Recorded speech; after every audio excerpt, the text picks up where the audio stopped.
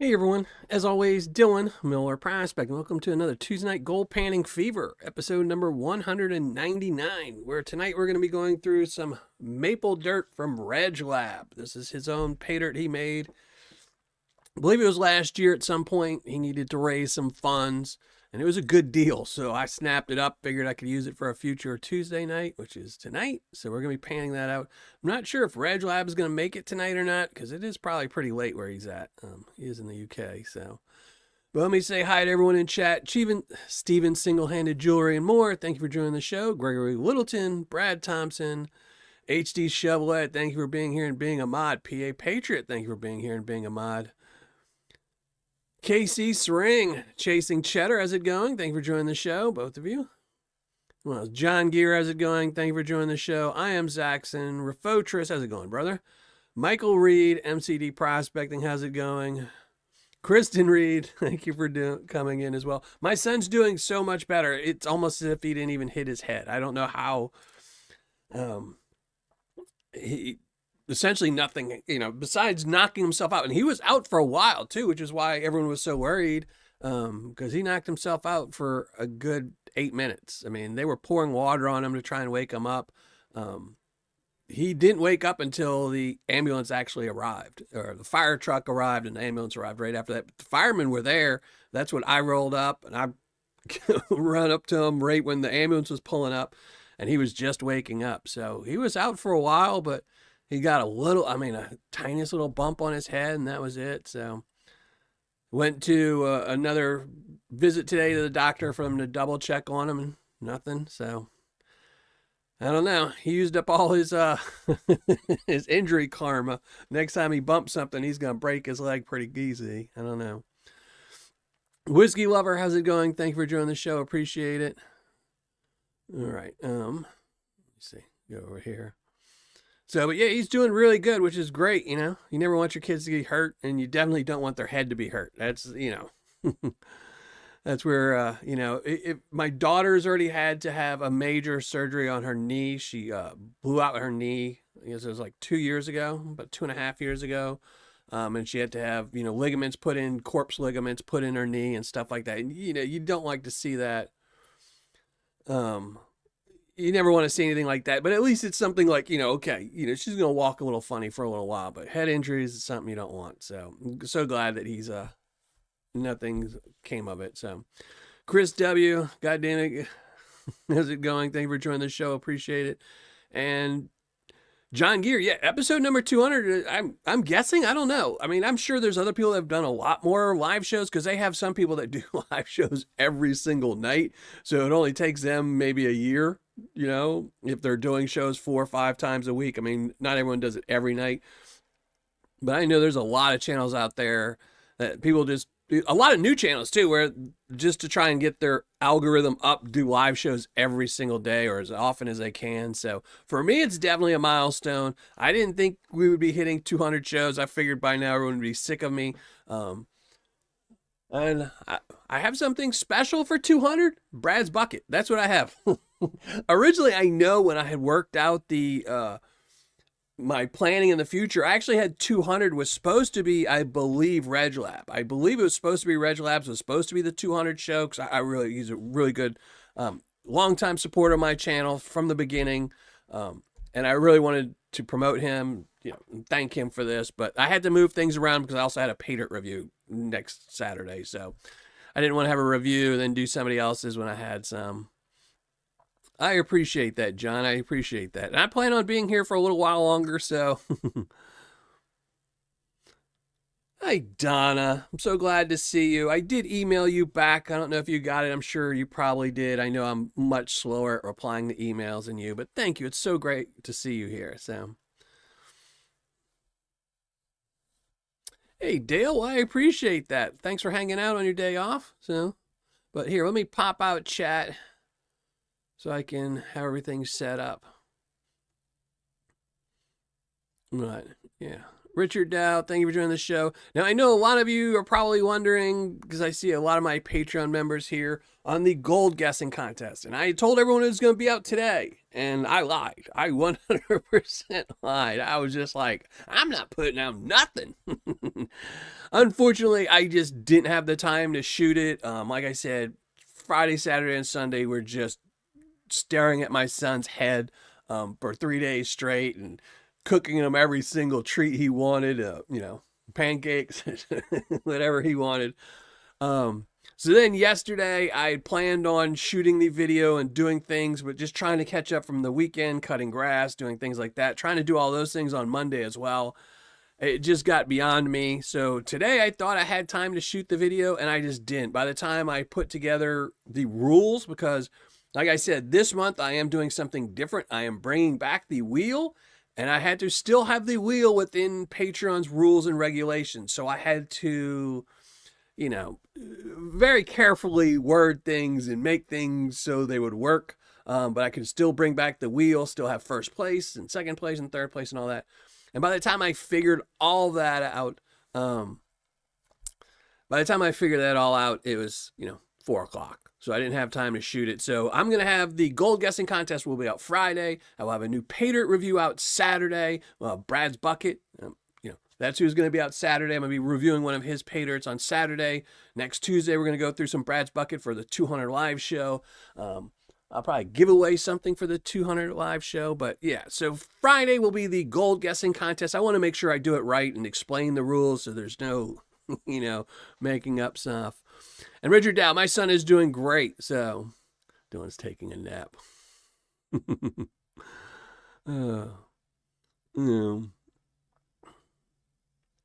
I might as well. I should have been taking a nap. So, but yeah, so I'm just behind. I'm always, I know people ask me this all the time, but I am always at least a week, a month, a year behind on everything. Housework is always a year behind for repairs and stuff like that. I'm always behind on stuff like that.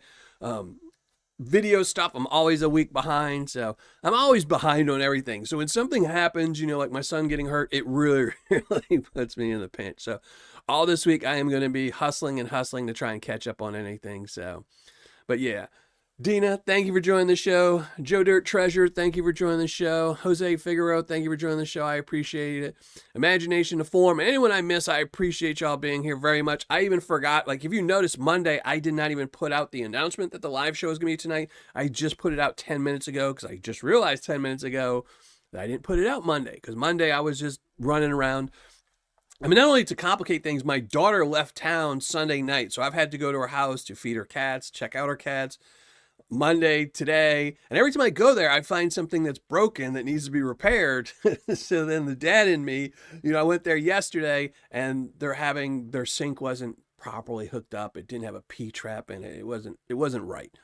So I had to fix that because she had told me it was clogging. So I decided to look and just see. And I was like, oh, this will take me a second, pull some hair. Now I figured I was just going to be cleaning a P-trap, but it didn't have a P-trap. So yes, I did that. Today when I went there, I had to do some other fixing stuff, but then I noticed that their door wasn't straight, and I realized they had used a person, I guess, fixed the house the last time before they bought it, and the top hinge, instead of using flathead screws, uses rounded head screws. So the door is kind of forcing itself open on the hinge. So tomorrow I'll be there replacing hinge screws. I'm just behind. But Friday, I promise, Friday, the gold guessing contest will be up. You're already a Patreon member, so you can't do anything. But so your gold guessing contest will be up Friday, and then Saturday we'll have a new review. So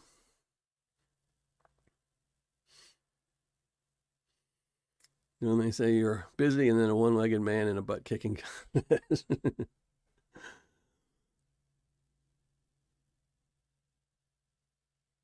Thanks for the site reviews about my first Paydirt. It's from Vendetta Prospecting. Vendetta is one of my favorites. 2022 Paydirt champion. As you can see, Vendetta is, if you look at my shelf behind me on the actual wooden shelves, these are all Paydirts that have either gone out of business or don't sell Paydirt. There's only 2 sellers on this shelf that really sell Paydirt. One of them being Gold Nugget Sales. I just love this bag. And then Vendetta Prospecting, where I have 2 of his bags of Paydirt. And I don't like to promote sellers on here. This is mostly just for closed sellers and friends and people in the community. But Vendetta is probably one of, if not my favorite Paydirts. Him and Gold Nugget sales, just year after year, just do amazing. So, Flower Gold Wizards, how's it going, brother? I had to go through, I had so many emails, Flower Gold Wizards, from your new thing. I had to go in there and tell it to turn off emails because I was like, oh my God, I woke up, I had like 80 emails I hadn't been checking. So, I went with Gold Nugget sales for my first bag, but I will use Vendetta for my next. Yeah, I mean, either one. They've been number 1 and 2, in my championship battles for years. In 2022, it was Vendetta. 2023, it was Gold Nugget sales versus Vendetta, but then Vendetta had to drop out. So, but those two battled it out in 2022. Vendetta came out on top. In 2023, they battled it out, and Gold Nugget sales came out on top. So, both great sellers, and not only are they great sellers, they're great human beings. And that means a lot too, because they have some good sellers out there that I don't particularly like. They put out a good product, and I'll give them good reviews, but I might not personally like them. I might, think that they're not. You don't have to be a nice person to put out a good product. Then they could have the nicest person in the world, but they could put out a really bad product. But these two are both really good people, and they put out good Paydirt. So. Did you put out the winners yet, Jason? I haven't even looked. I was thinking about it yesterday. I was like, oh, I know you had put out the video for the contest. But I was like, man, I need to look because I got 2 entries.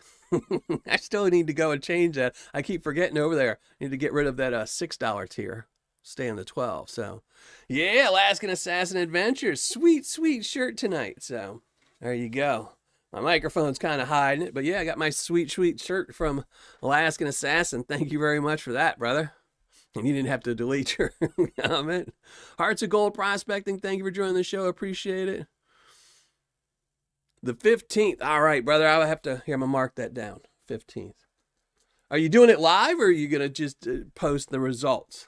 And are you going to post, I mean, I know you're not doing it live, but are you going to post the results on YouTube, or are you just going to post it on Circle? Mentally Corrupted, how's it going? Thank you for joining the show. Jeff Bush, thank you for joining the show. Dina again. Mark Sheldon, thank you for joining the show. And anyone, if I miss you, I apologize, but thank you very much for joining the show. I am Zaxxon. Crazy Cannon, thank you for joining the show. I think I got everyone. I think I'm caught up. But if I didn't, just say something more in chat, and I'm sure I'll catch you. Film. All right. But no, I know it's not live. That's what I just meant, if it was going to be on YouTube. So, or if I'm going to have to search Circle for it. So. Right out on YouTube. All right, there we go. Because I'm winning that bad boy. I actually won the Whatnot contest on Gold Nugget sales today. On the Gold Sal. I just happened to pop in. I saw you had an early show, and I was like, oh, and I happened to be on my computer. I was like, let me just join the show. And as soon as I logged in, they had a little contest. I clicked it, and I won some gold. So, but that will be, if you didn't notice behind me, so this is going to be my new box of treasures. These are all the treasures that you can win in the wheel. There's a whole bunch of stuff in there. There is gold. There's Paydirt in there. There's silver. There's all kinds of little trinkets and stuff. Right now I have 50 prizes that will be on the gold wheel for my Patreon. And this is just for second and third place that you can. And then they have an all-round wheel that's going to be for everyone. Again, I'll explain all this on Friday. But so we're going to have 50 prizes in there. And every time I get something else, I'll replace prizes. So whatever prizes get pulled from this Patreon, they'll be replaced with some, like the nugget I just won. I think it was a 0.22, and I also bought a 0.1 just so I could buy some from them. So those will just go in there, and every single month during Patreon, we'll give something away from there. Mega Dog, how's it going? Thank you for joining the show. And Donna, you really didn't have to, but thank you so much, Donna. You know how much I appreciate that. And I really, really hope you're feeling better, and everyone should send some good thoughts over to Donna. I know she hasn't been feeling well, so. Everyone show that love. So, but yeah, so, so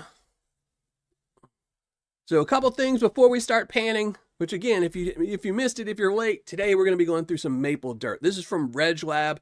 He's been kind of busy lately, so he hasn't been in the live show as much this year as he was every previous year. He's been one of my longest supporters on my live show. He used to be here before everyone else on all my live shows, but my live shows are pretty late for him. I think it's like midnight, 1 o'clock when my show starts for him. So he's got kind of other things in his brew, so it's making it harder for him to attend these shows. But we're going to be going through his Paydirt tonight. But before we do that, I did write myself 2 notes. If anyone has any suggestions for Paydirt for my shelf behind me, let me know. It has to be somebody that's either out of business recently that I can buy, that's not already on the shelf that I can try and find. I know Eureka Joe's. If anyone has some Eureka Joe's Paydirt sitting on a shelf somewhere, I want a bag of Eureka Joe's. So I need a bag of Eureka Joe's for back there. But if anyone in the community that's been in the community for a while that sells Paydirt, let me know so I could buy a bag from them to put on the shelf behind me. I can't really do a sticker wall. My sticker wall is over there, and I want to support people by, having bags that are Paydirt up here. Then the other thing is anyone that has t-shirts. Let me know anyone that has t-shirts. So, I don't need to promote my own brand while I'm on my live shows, so I can promote other people's shows. I'd love to. So anyone has any recommendations on who has shirts out? Flower Gold Wizard, do you even have a shirt? Do you have a shirt? Do you have a shirt, Jason? I know you have a sweatshirt. I know I've seen your hoodies, but do you have a t-shirt? No, because I know I need a Yukon Alley. I need a Yukon Alley. I have a GNS, maybe a Vendetta. So I need a Vendetta shirt. He was supposed to send me one like 2 years ago. He never did. I'll have to get on him about that. So. Maple syrup. As you all know, I don't like maple syrup. But I will tell you, I am going to dry out the dirt after we pan this, put some of the gold, not all of the gold, because this is 3.4 grams. This is 3.4 grams of gold. I'm going to put a gram back on it because every one of these things has a gram in it. I'm going to put a gram back in it and put it on the shelf because I really like this bottle. I really like MapleDirt. I like the MapleDirt. I think that's a great name for a Paydirt, is MapleDirt. So it will be going on the shelf behind me. Have a new bag dropping next week. All right. I'll have to look at that.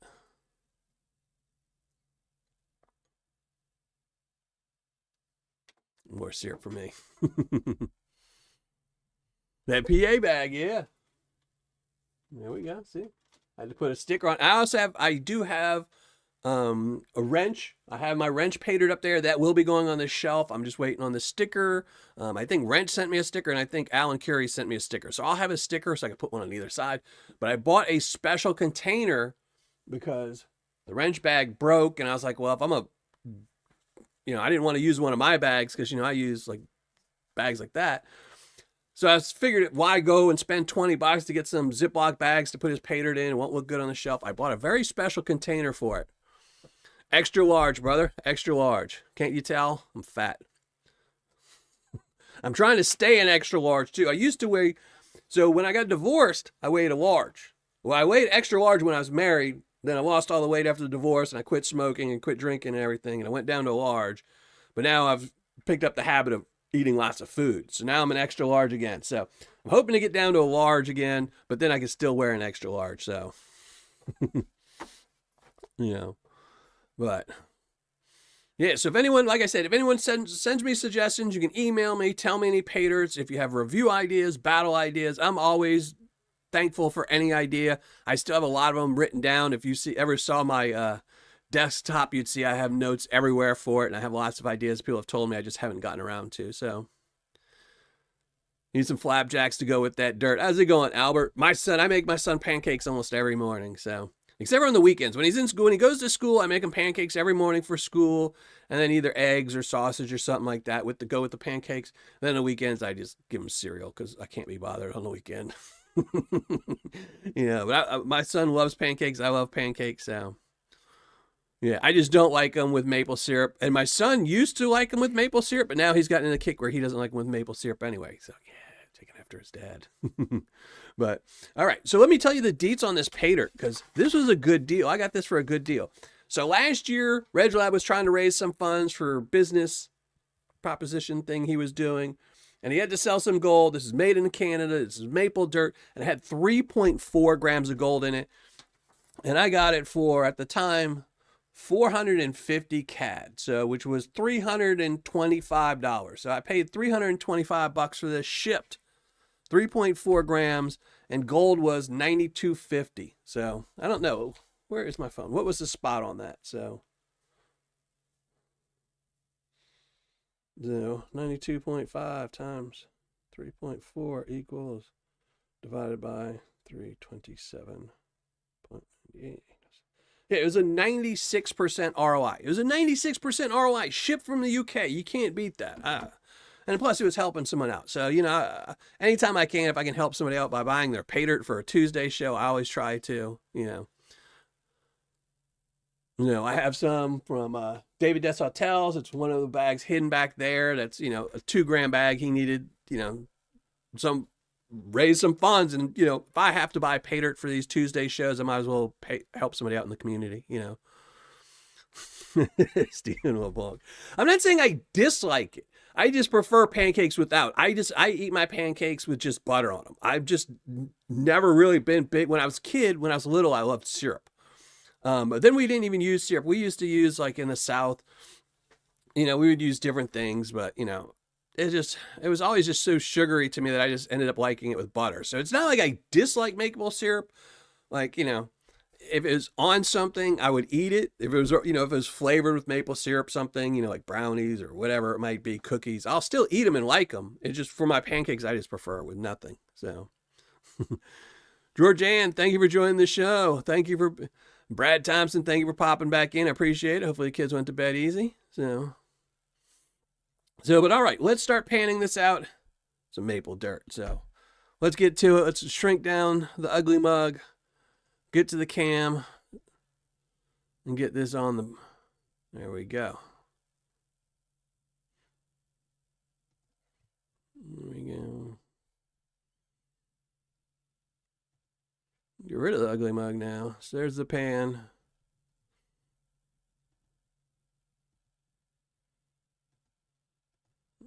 All right, if I could stop clicking buttons and get everything right, so. There we go. All right, so there we go. We're all set up now. Let me get my water. I forgot to even make coffee today. I was so busy before the live show, making sure I got everything set up. So no coffee. Just bought a 1.33 bag from Flash in the Pan and recovered 1.5. Great bag. Yeah, great bag. I recommended him, I think, what was it, a couple days ago or last week at the end of the week for my daily ROI chart on Paydirt on Patreon. So if you're not a Patreon member, if you join my Patreon every single day, Monday through Friday, I tell you a whole bunch of Paydirts, the best ROIs. They have to have a minimum ROI to make it onto my chart. And if they meet the minimum, I tell you the best buys for the week, the day. And Flash was on, I think it was either Thursday or Friday last week. I had him on there. Today I've been recommending Vendetta. If you didn't know, Vendetta just got back from the Yuba. He's got some Yuba half-gram vials. They're $63 shipped. It gives you about an 86% ROI. I think everyone should go snag one from Vendetta. I'm sure those will help him go back to the Yuba next year as well. So, and like I said, Vendetta is an absolutely great guy, and I think everyone should support him. Support me on Patreon. Support him by buying Paydirt. And if you support me on Patreon, you would know that today my daily gold ROI chart had Vendetta listed on it. So, Wesley, how's it going, brother? So I knock everything around. All right.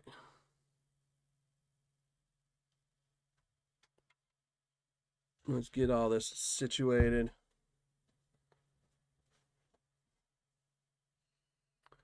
Brian Nguyen, how's it going? Thank you for joining the show. Appreciate it.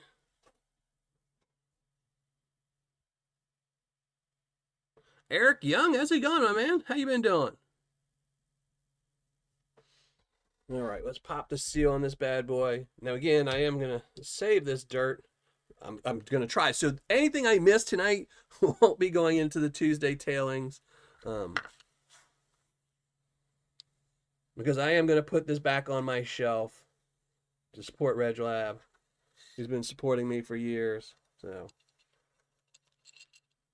not only is he a Patreon member, but for the longest time, he was my first person that was always on my live shows. Telling everyone to grab a coffee and sit down. So, soccer practice. There you go.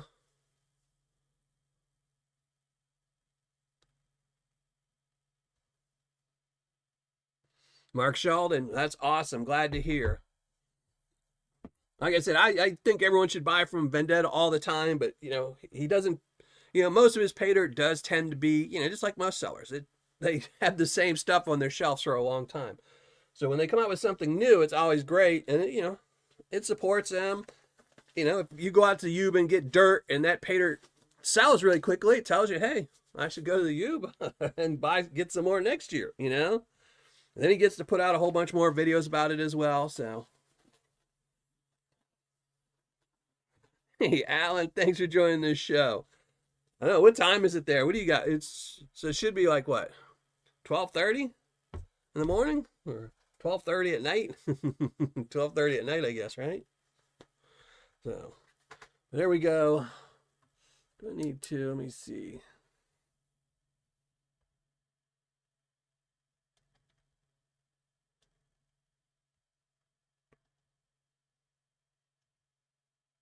Yeah. Nah, it's too dark. All right, we'll do that. So,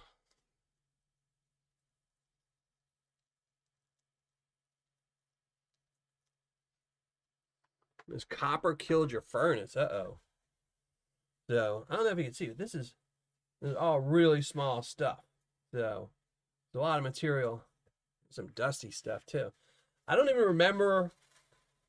I remember he asked, he was trying to sell this on Facebook originally, and I don't even remember what size the gold was or anything. It was all fine gold, flour gold, who knows. But, like I said, I was trying to help him out. I knew he needed money, and I knew eventually I'd need gold for my Patreon, so it worked out. And since I waited and gold keeps going up, it's, makes it better.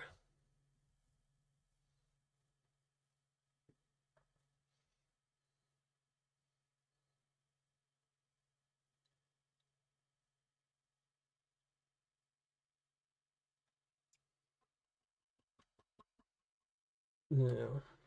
But I think gold was pretty steady this week, which is pretty surprising. I'm really, really surprised gold did not go up more this week. All the craziness in this country and around the world. But, people might be over it. People only have so much money they can hoard gold with, so.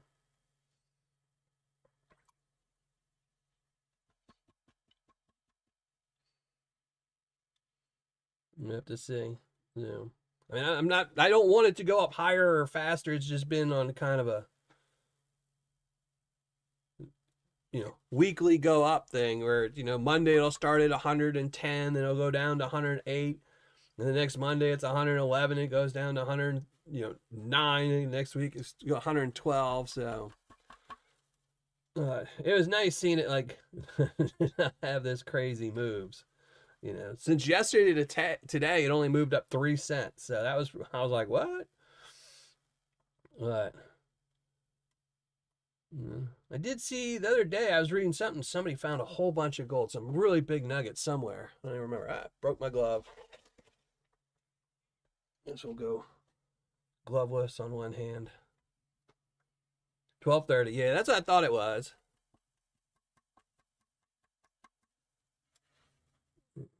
I'm just going to do the Michael Jackson thing tonight and just go one-handed. So, there's a lot of black sands in this.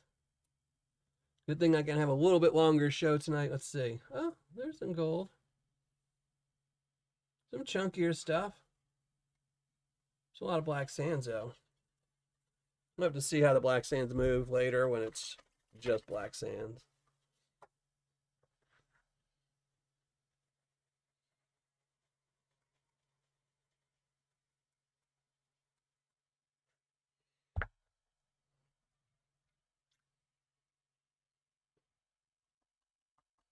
Jason G, how's it going? Thank you for joining the show. Appreciate it. In case you didn't hear, Jason, so yeah, gold guessing contest will be out Friday at 6 p.m. So I don't have to rush. And I was going to try and still do it after tonight's show, but then I figured by the time I put it out, it'd be like 2 in the morning. And some people like to be the first people that guess, and some people like to wait to see the number of guesses. So I figured just Friday at 6. Everyone will know. And again, I am bringing back the wheel, so anyone if you are a Patreon member, you will be on that wheel. So there will be one shot, everyone will get a prize, and like I said, I have 50 prizes on the wheel that someone will get to win, and it goes all the way from, a copper round all the way up to a bag of Paydirt from Gold Nugget Sales that I think has 0.75. It's got like 3/4 of a gram of gold. It's a custom bag he did on live on Whatnot. So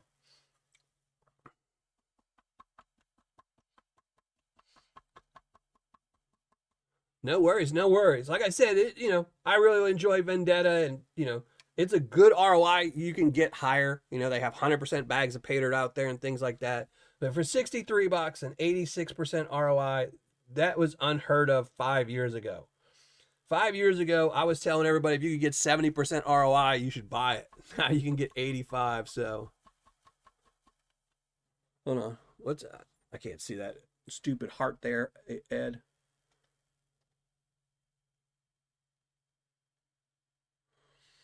Yeah, you can put up the hidden link. Yeah, yeah. I'm guessing that's what you mean by hot link.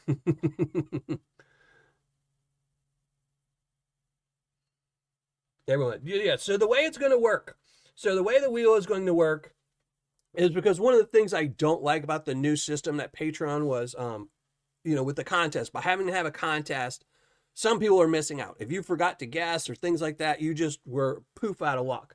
So what I'm going to do now is when we're going to have the gold guessing contest, everyone who enters will have first prize, just like before. So we're having a first place. So for the $25.79 tier this month is a 2-gram bag of Paydirt.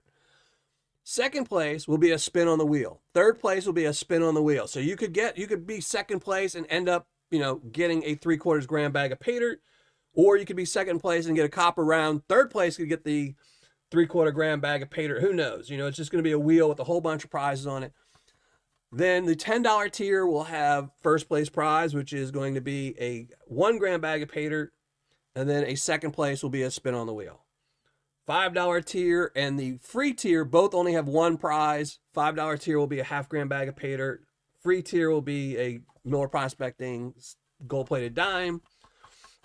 But then every single person who guesses, even the people who guess just with their mind and don't post it, will be added to a wheel. So essentially every single Patreon member will be added to the wheel. Even if you've won the first place or anything else like that, it's just everyone's name on the wheel. And then I will spin the wheel one time and they will win a prize. So there's always a chance you can win something. No idea if it'll be a big prize, small prize, things like that.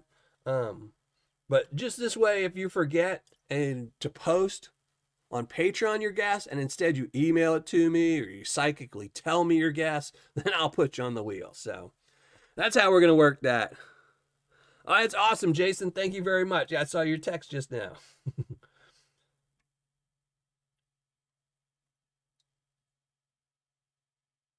Feel free to put some meat sticks in there. I don't have a dog, but my daughter does.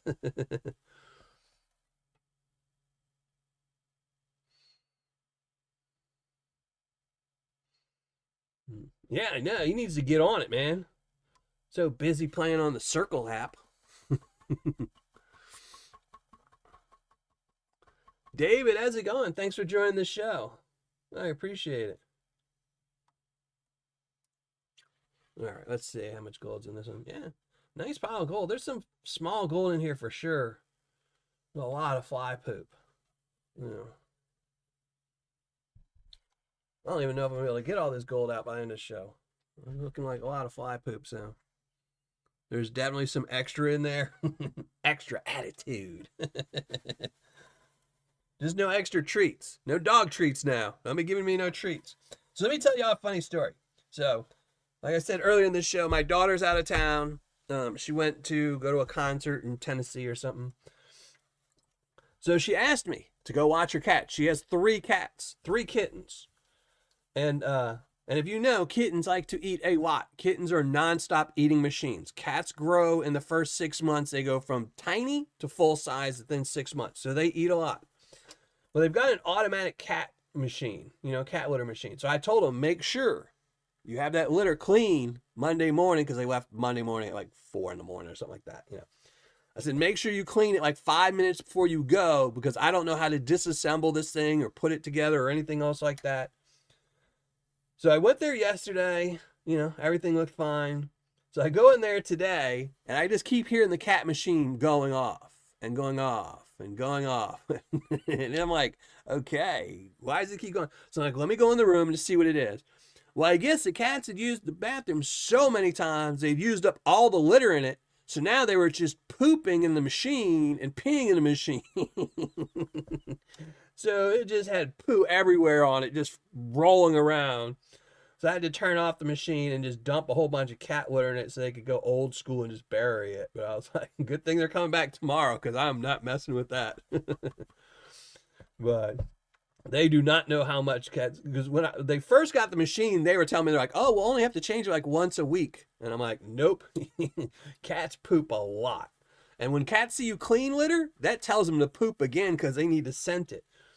I was like, you have to change cat litter every day. I only have one cat. I only have one cat, and I clean my cat litter box every day or every 2 days, Depends on what time I clean it, so. But they're going to get back. I took pictures of their cat litter box because it's got poo like all around it on the floor in front of it because they were just climbing in there and step. So they're going to have to deep clean that room when they get back, that's for sure.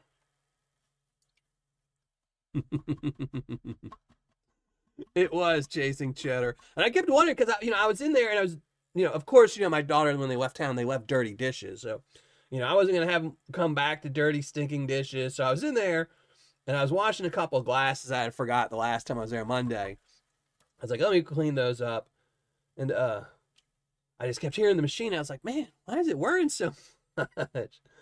And it was funny because as soon as I just turned off the machine, I just filled it with cat litter. Just put a dump. As soon as I did, all 3 cats just jumped in there and started going to the bathroom. HD, that's what my cat does too. That's why I said, cats poo even if they don't have to. Like you could, cats save. They have cats are like cows. They have a second butt. So if an emergency, so if you ever clean your cat litter, I guarantee you within 10 minutes, your cat will go drop something in it.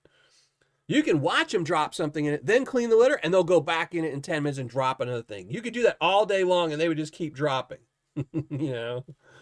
Their body will just keep producing more. Like, hey, he's cleaning it. We got to give out more. And they got 3 kittens, and kittens like to eat and poop. That's all they do. They sleep, wake up, run around real wild for a second, eat and poop. So they're going to come back. Big old mess. They're going to have to disassemble that whole machine, deep clean it. Ugh. I don't envy them, but, that's what you get when you get 3 cats, so.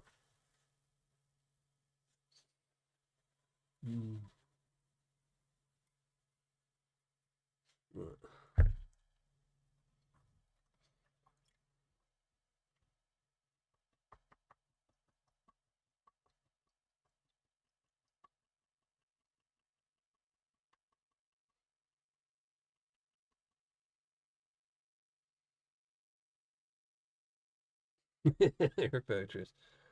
Yeah, I always wanted to go. I mean, I've had cats since I was a kid, so I always wanted to go get tested because I know something like 90% of all people who own cats have some weird little, disease, some parasite. Because cats carry some parasite that you can get pretty easily, and it doesn't do anything. It does absolutely nothing to you. But 90% of all cat owners have it. So I was like, man, I need to go get checked to see. Because I've had cats ever since I was a kid. I love cats, and I've been scratched and my cats my whole life. So,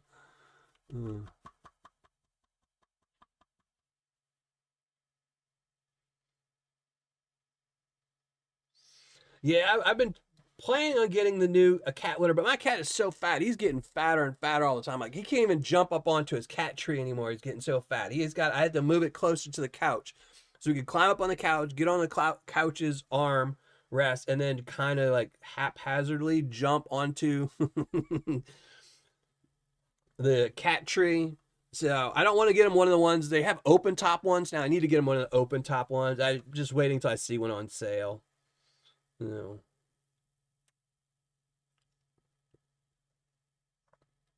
Yeah, I do know it is for pregnant women. That seems to be the only time it affects anybody. And I know it's not bad. So I remember, like, if you have the parasite and then you become pregnant, it's not a thing. It doesn't do anything. It's only if you don't have it, you become pregnant, and then you get scratched by a cat. Then when the parasite takes over, it's just kind of like, hey, there's two of them here. Mess one of them up. Yeah, my cat. So my cats I've only had indoor cats since I became an adult. But when I was a kid, all my cats were outdoor cats. So I'm sure I probably have it. So I'm gonna definitely try not to get pregnant anytime soon. That's for sure. Posted a short reason of my rat kitten caught. Yeah, cats do love. That's what my daughter. I told her, that she shouldn't be surprised having three kittens that they're gonna wake up some mornings with some bugs on their bed. Because my cat does it. He will find. I mean, if a cockroach or a beetle or anything, there's big spider gets in your house, the cats will catch it and then they will leave it on the bed for you. And when I was at her house today, they had a big old spider right next to the food dish. So I guess since they weren't home, it was just like, well, put it next to the food dish. We know they'll see it. There's a big old spider dead that one of them had caught. So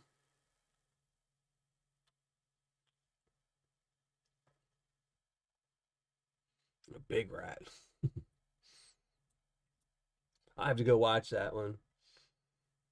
Yeah, cats are good killers. I have a stray cat that lives next. It pretty much hangs out on my neighbor's next door to me's porch. She hangs out there all the time. She's got no tail, missing one ear. You can tell she's been in fights her whole life.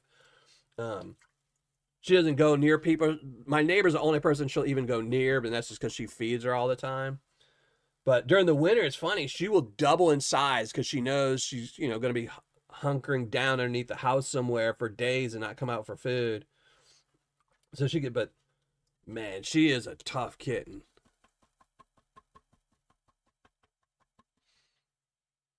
And I always see her, like, I'll hear her every once in a while catch a bird, and I'll see her outside hunting. Like, she'll hunt the rabbits. I've never seen her catch a rabbit. I've seen her catch a whole bunch of birds. I saw her catch a squirrel once. It's all she does. And she gets fed too. Like, she wanders the neighborhood because there's a couple houses that feed her. So, she's got her pickings for food. She still hunts. Yeah.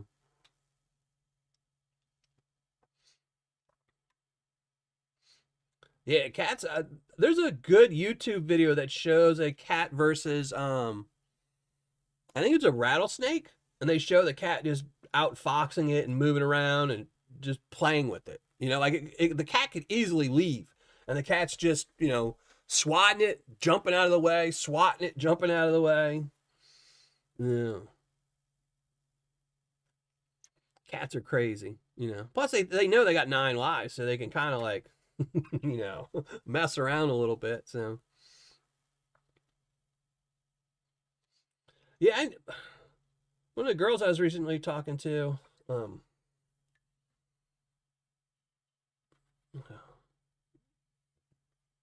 I was dating this nice woman, and she had a cat, and it would play fetch. And I was so jealous. I was like, man, my cat won't play fetch. I was like, and I tried to get my cat to play fetch, and all he'll do is just go to his food bowl and eat and then lay there. That's his trick. He can eat and lay there. Eat and lay there. So if I tell him to lay down, he'll lay down. So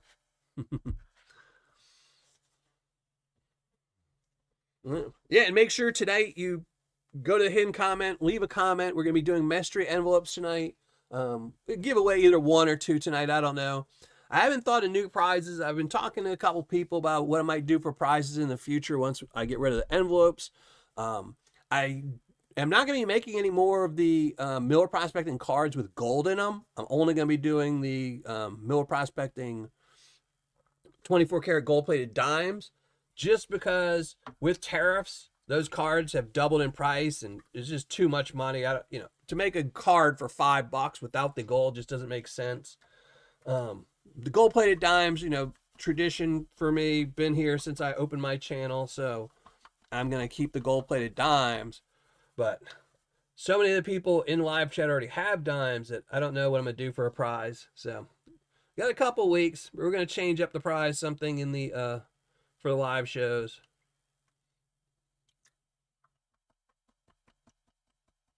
My cat will play fetch. He gets further and further away. Yeah, so he's telling you he doesn't really want to play. He'll be just like, yeah, throw it further. Throw it further. Throw it around the corner. Okay, I'm gone.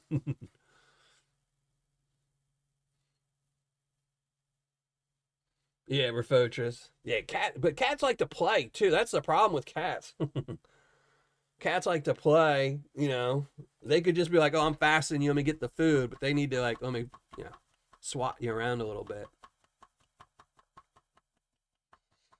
Yeah, see, I couldn't do that with no half alive snake. I'd tell my cat, nope.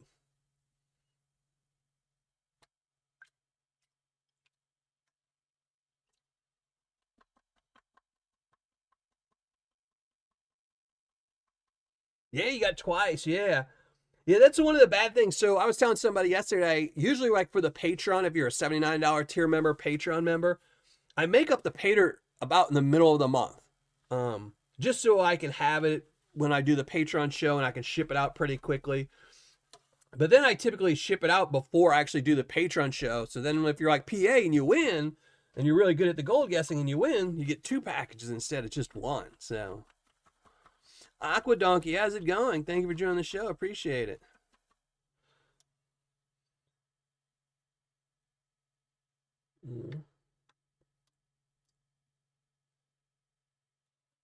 So yeah, if you want to get packages like PA, all you gotta do is join my Patreon page, become a $79 tier member, get a guaranteed bag of Paydirt every single month. And I will say, if you're a Patreon member already, if you're already a crazy tier member, bags are going to be a little bit heavier this month because I got a good deal on some gold. So I passed it forward to my Patreon members. Well, there's a lot of black sands in this. And it's not moving very good either, which is making me worried about what's going to be coming in a minute when I get to the finishing pan. Yeah, a lot of gold. There's a lot of fine gold in here. I know you can't really see it because this camera is just not good enough to show you. But there's a lot of flour gold in this. Maybe I'll take back me really liking Reg Lab. Yeah, add more Miller bags to your hoard. Yep. I mean, I can't afford it really, but if you can afford to stack a lot of Paydirt or a lot of gold, I think now is definitely the time to do it. With the vast majority of countries not buying more and more bonds from the United States, they're not buying the United States debt anymore. The only way that the United States is going to be able to pay its own debt is going to be print more and more money. And if they print more and more money, it will make the dollar weaker and weaker and weaker. And as the dollar becomes weaker, gold would be going up and up and up because every country is pretty much based off the US dollar. And if the US dollar drops too much, they're going to switch to something else like the euro or something else like that. And when that happens, we'll be one of those countries with the $1 million bills that you're paying for milk, And that's when you want to go and say, let me turn in this 1 gram bag of Paydirt for $50 million. Yeah. Be able to go to a pawn shop and hand them a gram of gold and get, $25 million. So, there's a cost for always printing more money and, which it works. I mean, I'm not, it's what every country does. Every single country prints money, and has debt and, there's very few countries that aren't like debt free. But problem with our country is we've kind of upset some countries that owe our debt, like China. China is the #1 holder of American debt. And now we're telling China we're going to put tons of tariffs on all their products, which will mean that they'll sell less of them. They're not going to buy any more debt. So, Shane Prothero, how's it going? Crazy Cannon, how's it going? Thank you for joining the show. So, more gold is better, I don't see gold having a huge drop off at any time, Maybe one day it will, but by the time it drops off again, I think gold will have gone up to, $200 a gram. and then it'll drop to like 160 or something one day because something happened in the world, and they'll be like, oh no, huge crash. But by then, everyone today will have doubled their money, you know.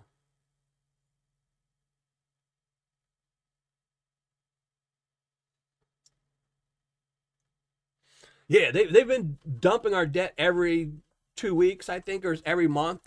Yeah, China is getting rid of our debt.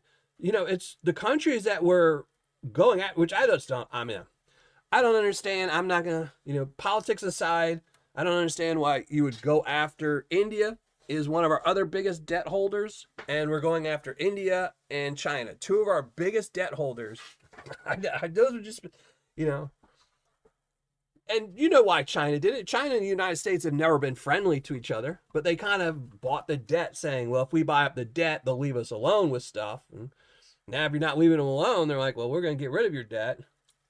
And like I said, the big thing is that we're just going to have to print more money. Eventually, the only person that will buy our debt, I mean, Saudi Arabia doesn't buy debt. That's one of the things is Saudi Arabia has a ton of money, but they don't buy a lot of debt. What they do is they tend to invest and give money, you know. They give you $1 billion plane. You know, that's how they do stuff. They don't really buy the debt. They don't want to do that. You know, they'll buy real estate. They'll come here and buy tons and tons of real estate and pump money into this country through real estate and stuff like that. But generally, the people that, you know, we're only so friends with that buy our debt. And once they stop buying it, we don't have anyone to sell it to anymore. So that means we're gonna be printing up money like crazy next year. I don't think it'll happen this year, but next year, I think, because you can hide a lot of stuff. You know, you can cook books, you can fire, you know, the financial people, and you can say, you know, start pumping out your own numbers you want, but eventually it'll catch up where, you know, you can only fudge numbers for so long. Yeah. Hey, Aaron Mack, how's it going? Thank you for joining the show. I appreciate it, brother.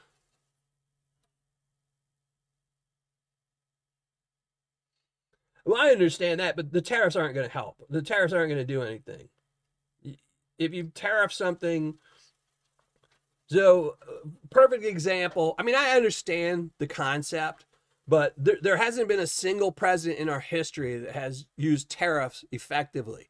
It's just not a good form, because the problem is when tariffs were first popularized and they were good was when this country was in its, you know, beginning, where we didn't need much stuff. We had all the wood, we had all the steel, we had everything we could possibly need because there was, you know, 25,000 people. That was it. You know, when you start out small, you don't need that much stuff. But when you're as big as we are, the problem is if, you know, so it's a couple things. One, for example, here's a perfect example. Everything you need. If you want to build a car, you can say, I'm only going to use US steel. I'm only going to use US this and this. The car that drives your car to the dealership was probably made with foreign parts. So that U-Haul, that truck that's hauling it, they got cost more. So eventually, no matter what, everybody's prices are going up because of tariffs. It doesn't matter if it's US made, foreign made, everybody's prices are going to go up, which just means in other countries are going to sell debt, things like that.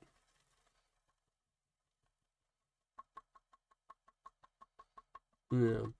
And then also another reason that tariffs don't work is just because back in the day when tariffs used to work, you know, in the 1800s, the reason a tariff could work is because they didn't have shareholders. You didn't have stocks. So, example, let's say if I own a product. It's an American-made product. I'm a U.S. company, and everyone in America needs this product. Say it's laundry detergent, and I'm selling it for $10, and it's U.S. made. But then some Chinese company is selling theirs for $8. Now, obviously, they're going to get the vast majority of sales. I'm going to sell a little bit because I'm going to be like, hey, I'm U.S. made, but I'm more expensive. Now, tariffs are implemented, and now all of a sudden the Chinese product is $15. And if you watch any YouTube video or anybody that's out there that will say, oh, well, now everyone's going to start buying the American product at $10. No. You know why they won't buy my product for $10? Because I won't be selling my product for $10. I will be selling my product for $15.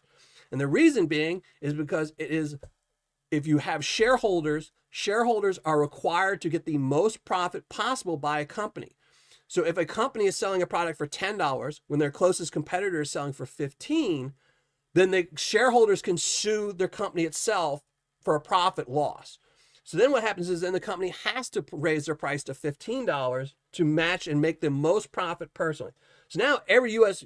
citizen, which had a choice originally for $8 or $10, will now have two choices between $15 and $15. Now the U.S. company might lower the price a little to like $14.50 to steal all the shares, but it's still, everybody's prices went up. So all craziness. PA Patriot, you know what? Might want to look up what those tariffs were. I mean, I'm not saying they weren't. It's a fact. Tariffs did. But I think 75% of those tariffs were on alcohol. That was it. 75% of all the money this country made off of tariffs in the 1800s was off of alcohol. That's it. It was just booze. Booze and tobacco. Those were the two products they were taxing horrendously. Nobody, so yeah, the country did make money off of tariffs, but there's a huge difference between 1800 and now, so that's the problem is they're treating the tariffs, and like I said, I think tariffs would work. Tariffs are a great form. Every president has used tariffs in one way or another. If, for example, Canada uses tariffs against us so we don't flood the market with milk. They don't want us to sell all, because we produce more milk than Canada does. And they don't want us to flood the market with milk and put all their dairy farmers out of business. So then we're forced to buy from Canada, so Canada's not forced to buy U.S. milk. Then we raise the prices. That's how things work. So countries use tariffs to keep somebody from flooding the market. And you can do that, but you can't put unilateral tariffs on everybody, because then it just hurts everybody. It just doesn't help anybody. So, and like I said, though, is one of the problems is they're looking at saying, in 1800, this country was based off, we didn't have taxes. We just lived off of tariffs. But in 1800, you didn't have, doctors, you didn't have dentists. Your dentist was the guy who was, shoeing your horse,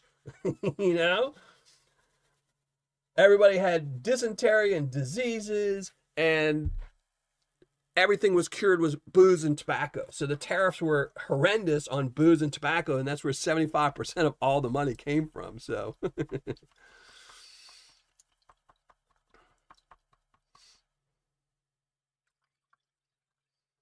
tariffs are a good thing. They just have to be used correctly, and I just think so. I think that today, obviously, we're going to be talking a little bit politics. I think the main reason we're having problems in this country right now is because Trump likes people to agree with him. So if you looked at Trump's first 4 years, I think he fired something like 75-80% of everyone he brought in, because they would tell him no. He would come up with an idea and he'd say, hey, why don't we do this? And they'd say, no, it's a bad idea. It's not a good idea, Trump. And it would be a bad idea. There's sometimes, no matter who you are, I have bad ideas. Everyone in chat has bad ideas sometimes. We all have bad ideas. But Trump doesn't like that. So he fired something like 80% of all the people that work for him. And I mean, right away, too. They'd say no, he'd fire him, he'd bring somebody back in. This term, he decided he's only going to bring in yes men. And I think that can be really, really bad. Some of these yes men just don't have a clue. Economic people don't have a clue. Some of these people some of them are just really, really stupid. I hate to say that, but just some of these people are really, really stupid, but they'll tell Trump, you're great. And Trump likes to hear that. Trump's an old man. We all know there's a reason why 70-year-old men, 80-year-old men, 90-year-old men, and women fall for cons more often than other people do. There's a reason why the Nigerian scammers focus on 70-year-old, 80-year-olds, and 90-year-olds. Because as long as you're telling them positive things, they're more than likely to fall for it. So my dentist still shoes my horse. No.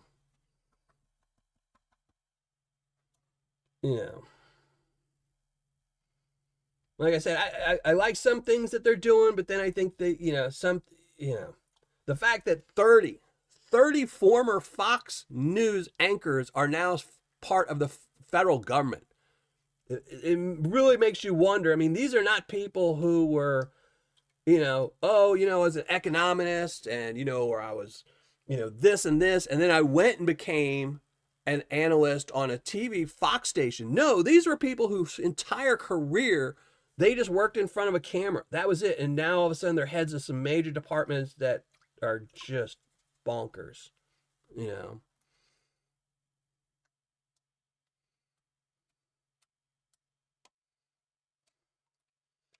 But the good thing is everything seems to work itself out eventually. So I'm just, like I said, I'm just not a fan of the tariffs. I think they're just being improperly used. I think it's kind of like they're trying to use tariffs as punishment. Like, oh, do what I tell you or I'm going to tariff you.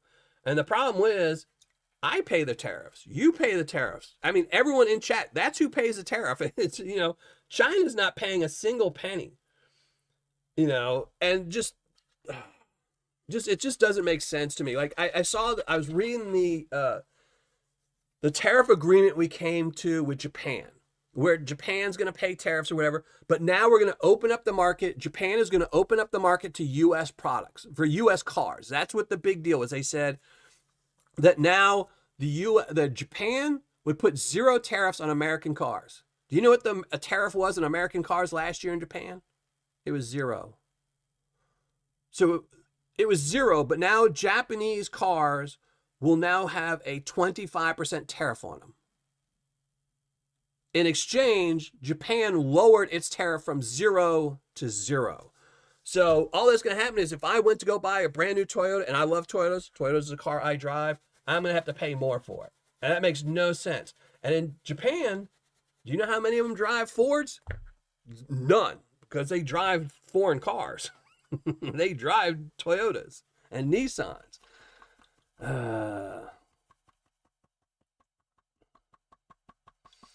So it just, like I said, I think they're just trying to punish somebody, and nobody's got the kahunas to tell Trump that he's using tariffs wrong. I think the concept is there, like, oh, we should use tariffs to force these countries to give us a better deal.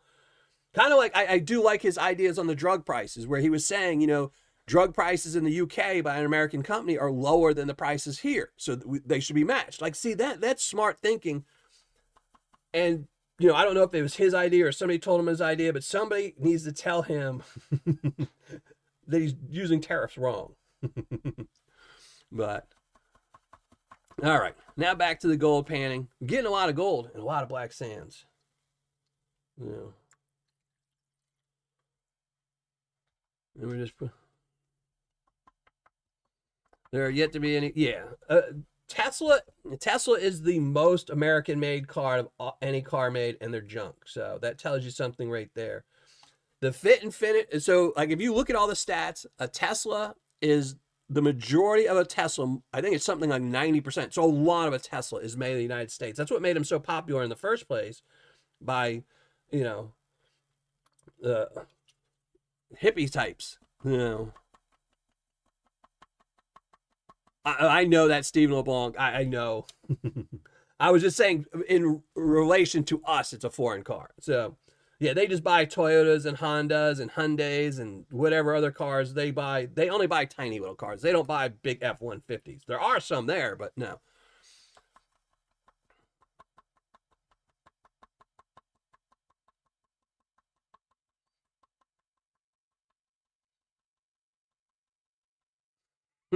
Jeffrey Button, thanks for joining the show, brother.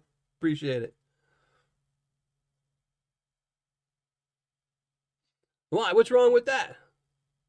What was wrong? What was wrong with the Mighty Mini?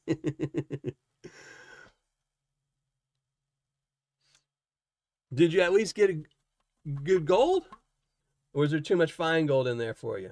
Too much chunky gold? What was the matter?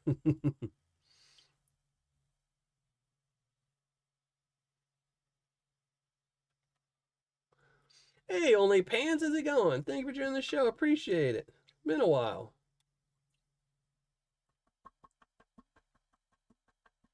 Lord Shadow, how's it going? Yeah, my son is doing it. Like I said, it's just crazy.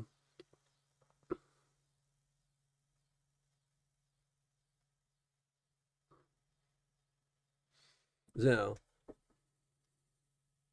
I'm going to Great Wolf Lodge. Last time I went there, my kids loved it. They're too old to go now, but they love the Great Wolf Lodge. Just best indoor, water park you can go to, definitely. But yeah, back to the Tesla, because I'm not a fan of a Tesla. So, but the Tesla, even though it is 90% made in the United States, which is great. I think every car company should do as much as they can to keep as much as you can in the United States. But But it's also the lowest ranked in fit and finish, which means you're going to have stuff that doesn't fit right on your car. It also has the most the worst depreciation for a used car. It has the worst customer service for any car. It's just all kinds of bad things. So, like, I don't know if anyone saw, but they had some guy who made a video with their Tesla truck, and they shot a video and the Tesla truck was in it, and Tesla bricked the entire thing because they didn't want the truck in a video. They bricked some dude's truck from through the internet and just told him his car shut down and he was bricked. So, but I am hyped for, I don't know if anyone saw the new electric truck from Ford. It looks like a good truck. 30,000. I mean, it'll probably end up being 40,000. But EV truck from Ford coming out next year. I think it's 2026 or 2027. Coming out within the next 2 years. They state 30,000, but by then it'll be 40,000.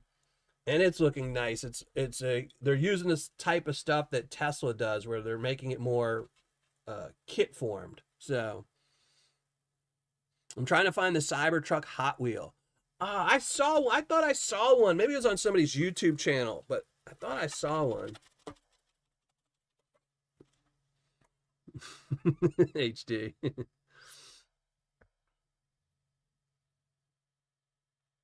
Yeah, I know. What is it? So I know the new Ford truck is going to be using a different type of battery than the Tesla does.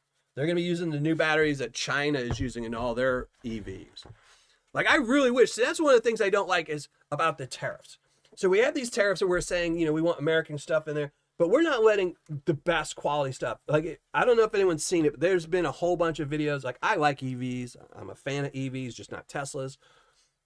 And China has some of the best EVs being made by far, like 10 times better than a Tesla, but they're not allowed to be made here. Even though they pass all the same standards, they would pass all the crash tests and all this. And these are some remarkable cars. And I would love to get my hand on one of those. I mean, just because there's no American ones made, my options right now for American made is either a Tesla, which I wouldn't get, or, the truck, the F1, what is it? Whatever the F-150 electric is called. And that's like, what, $120,000? The wind-powered truck. They already have those. They used to be on the Flintstones. They were feet-powered.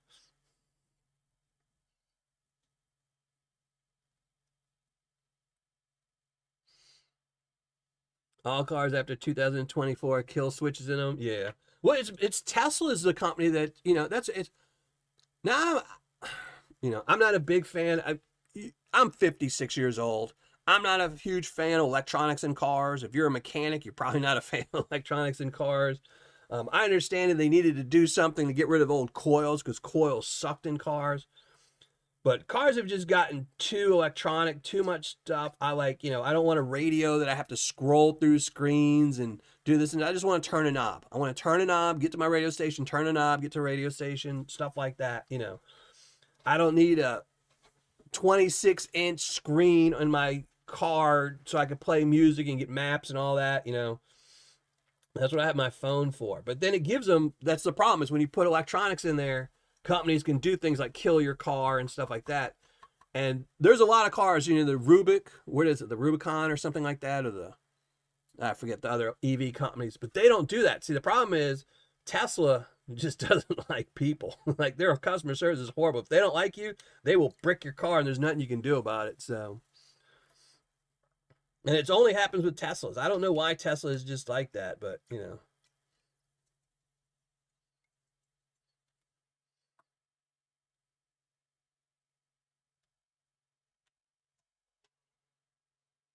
I bought some Tesla stock. Yeah, Tesla stock, I mean, it's one of those things. So there's a couple stocks out there, like everybody knows, the stock market is, not legit, There's stocks out there, and essentially Tesla stock is like a meme stock. Like, if you compared Tesla to, say, Ford, if Ford sales go down, their stock goes down. If they don't hit their profit margins, their stock goes down. If you look at Tesla, if their prices go down, if like they didn't meet their quota, their stock goes up. Tesla is one of those good stocks that even though it should be bottom out by now and done, they still keep going up. You know, you like I said, and it's just the same thing with like Paydirt. There's Paydirt sellers that I like that I don't like their Paydirt, and then there's Paydirt sellers that I like their product and don't like them. It's the same way with stocks. You know, like I don't like Tesla as a company, but I think if you would have bought their stock early, it's a great stock to hold on to. I don't think it's going anywhere. That stock will be worth money for as long as Elon Musk is around. So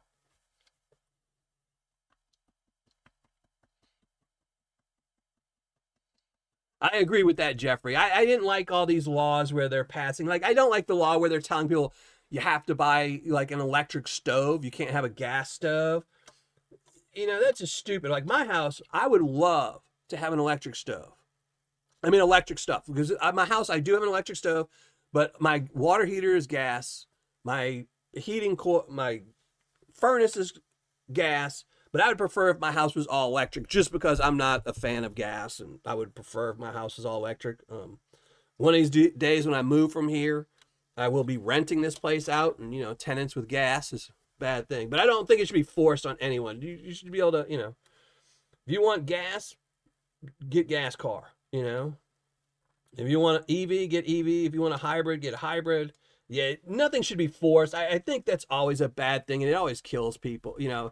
It I think when people start being forced to do things, it's why if you look at in politics why people switch, and like every 12 years everyone goes hard Republican, then for 12 years they go hard Democrat, because once somebody gets in power they seem to want to change everything and force their own opinion on people. I really think they should everything should have to be passed by voters. If a state says, hey, we want everyone to have EVs, make everyone vote for it. Let everyone vote. That's why we have voting polls. Just make it easier to vote. Make it so you can vote, through your iPhone. Yeah. Do you know exactly wanted a simple work truck and they really don't make one anymore? They don't. It's just, again, that's one of the things like, I would love to own a truck. I mean, I love Toyotas. I've had Toyotas for years and years, and my next car will be a Toyota. But the difference between a Toyota car, I could get a Toyota car for $30,000, or I could get a Toyota truck for $85,000. It's like, okay, what exactly makes it worth $55,000 more? Nothing. I mean, it's a little bit more sheet metal.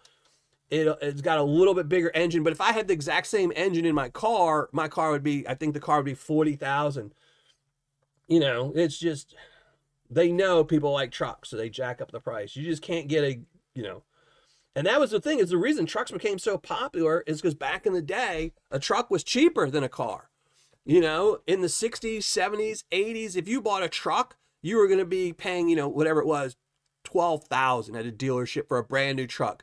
But then if you wanted a car, which at the time, so like in the 80s, would have been something like an LTD, a 4-door, a family cruiser, would have cost you 14 or 15,000. And the truck was simpler. It was just, as few moving parts as possible in a truck, because you were just going to be using it on the farm. It didn't break down as often. You could fix them easily, and you were paying less for it. They had bench seats in them, so you just had you weren't reclining in your seats. Everything was easy. And then they just kind of like, oh, well, now since we're selling so many trucks, the trucks are the most popular. Let's start putting bucket seats in them, and this, and high class radios, and this, and this, and this. Whereas if the way it used to be, like when I was a kid, my truck had a bench truck in it. I had an old Chevy C10, and when I had it, it had bench seats. I put in bucket seats. I went to a junkyard, found a car with bucket seats, stripped them out, put new bolt holes in my car, in my truck, and put them in there because that's what I wanted. And because I wasn't using it in a farm, I needed a better radio, I put one in there. I wanted a new shifter, I got a new shifter. But they shouldn't force it on everybody, and that's kind of what they did with trucks. They do it with EVs and everything else. So just like Paydirt. Nobody's forcing you to buy Paydirt, for 1 gram. If they were like pass a law and say, oh, you had to buy 3 gram bags of Paydirt. You can't have them 1 gram bags. Yeah. Buy a mini truck if they're legal there. They're not. They have some really good trucks. They like, you'll see them on a lot of YouTube channels on people that are like off grid. They have the little bitty like mini trucks, but they're not. You can't use them on the street. So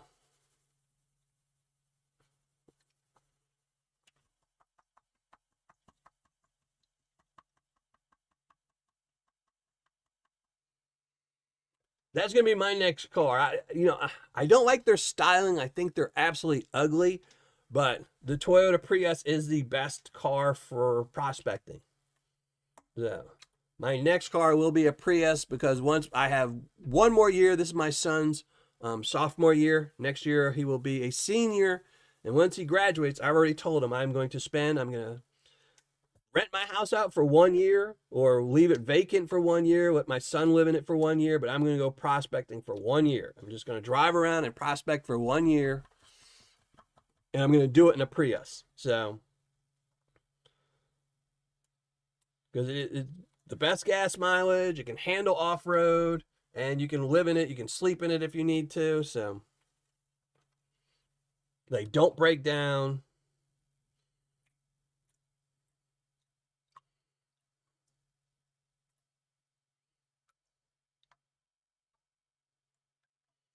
So, I do wish their styling was a little bit better, but you can't have everything. What did you swap the Prius out for? Miller on the road. That's it. Well, the main thing I want to do is there's a lot of people in my chat who have been part of my community and the prospecting community for years and years and years, and they prospect. I would love to go spend a couple of days hanging out with Ed at somewhere near him, prospecting. There's a couple people in northern, Jason, Flower Gold Wizards, go hang out with him for a weekend. Just all the people that have been in my community. I get messages all the time. Brother, if you're ever in California, come out and see me. Well, I'm going to call them up on that and say, hey, look, let me use your driveway for 2 days. I'm going to come up there, camp out in your driveway for 2 days. Then we'll go out gold mining for 2 days. So,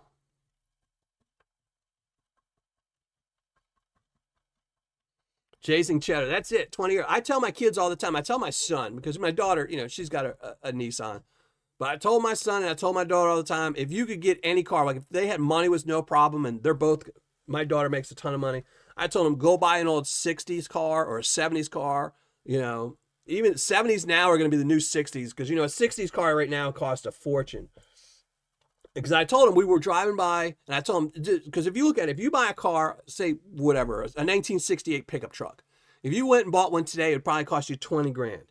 In 20 years from now, it'll be a $40,000 car. In 20 years, you'll have doubled your money. But if I went and bought a brand new truck today, and I spent 80,000 on it, in 20 years, it'll be worthless. It'll just be worthless. It's just junk. So, but we were driving by a used lot the other day, and they had a Jeep.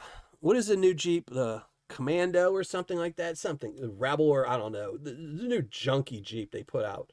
The low price Jeep. They had one of those on the lot, and it was $8,000. And it was, I think, a 2021 or something like that. But then they had an old Jeep Cherokee, the wood ones, the old big wood ones it was, I think, a 71 or a 72. So I looked up the price on that one, because they didn't have the price listed on. They said call. And on their website, they had it listed at $28,000. And I was like, yeah, here's a car that's, 40 years, 50 years old. And they're asking for, 30 grand for it. And the brand new Jeep is going for 8, It's crazy.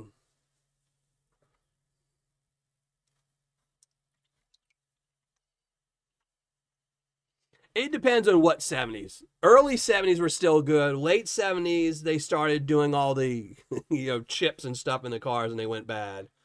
Same thing with like early 80s. Early 80s cars are okay. Early 70s cars. If you're ever in Liverpool, yeah, see? I don't know if my Prius could drive to Liverpool, but,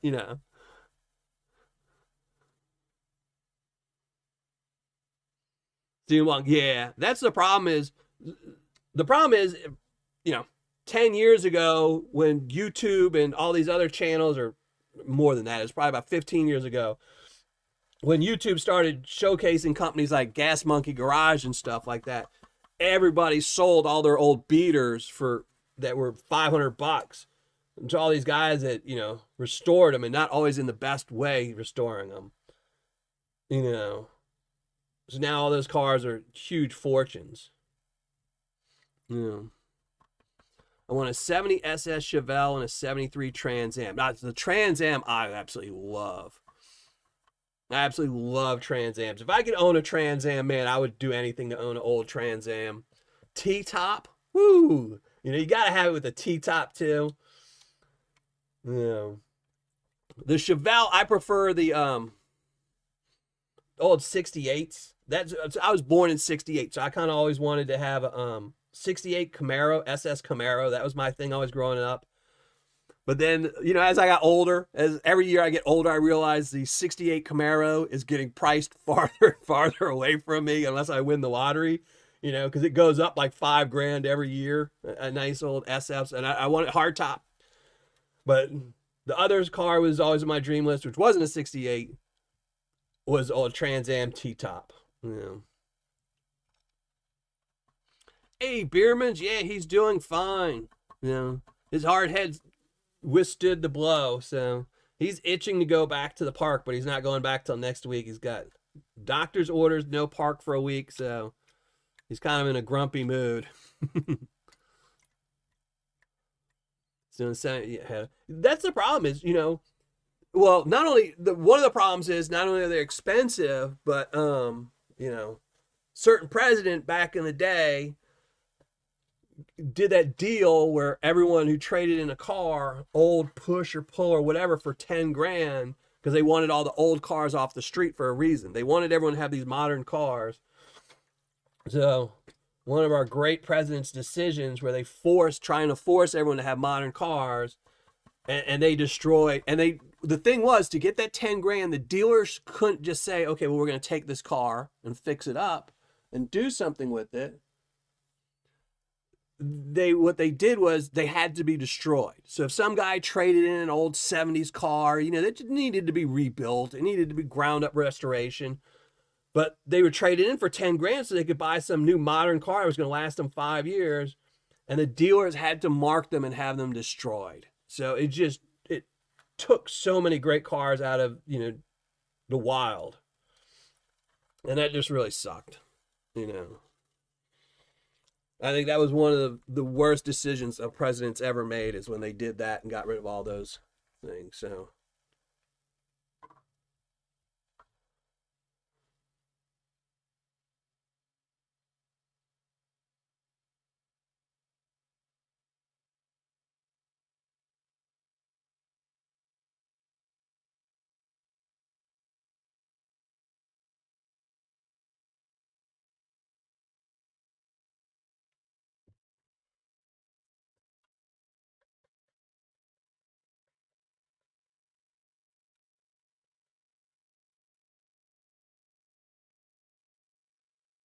so now all of us who have dreams of old cars have all been outpriced, unfortunately.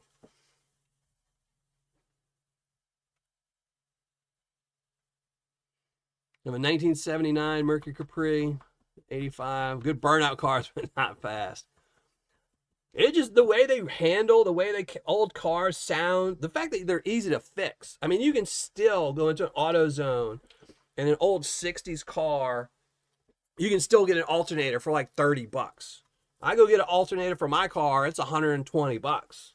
It's the exact same size, it's actually smaller, you know.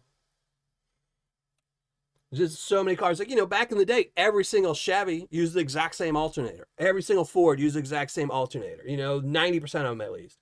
So there was just so much stock of it that every part was cheap. You could fix your own car, it was cheap. If it was something major, you know, and mechanics weren't going out of business. It wasn't like mechanics were like, oh, hey, you know, you need to pass a law because we're not making any money. No, there's still tons of people that just don't want to fix their car, you know. I know how to fix my car, but I just don't want to. If I can afford to have my brakes replaced or something like that, I will pay somebody to replace it. I can pay somebody to change my oil. I could do it myself, but I'm just too lazy to do it. I'm too fat to want to climb underneath my car, you know. I also wanted a red Ferrari. I'll still take a. Which president was that? It was Obama. Obama did that.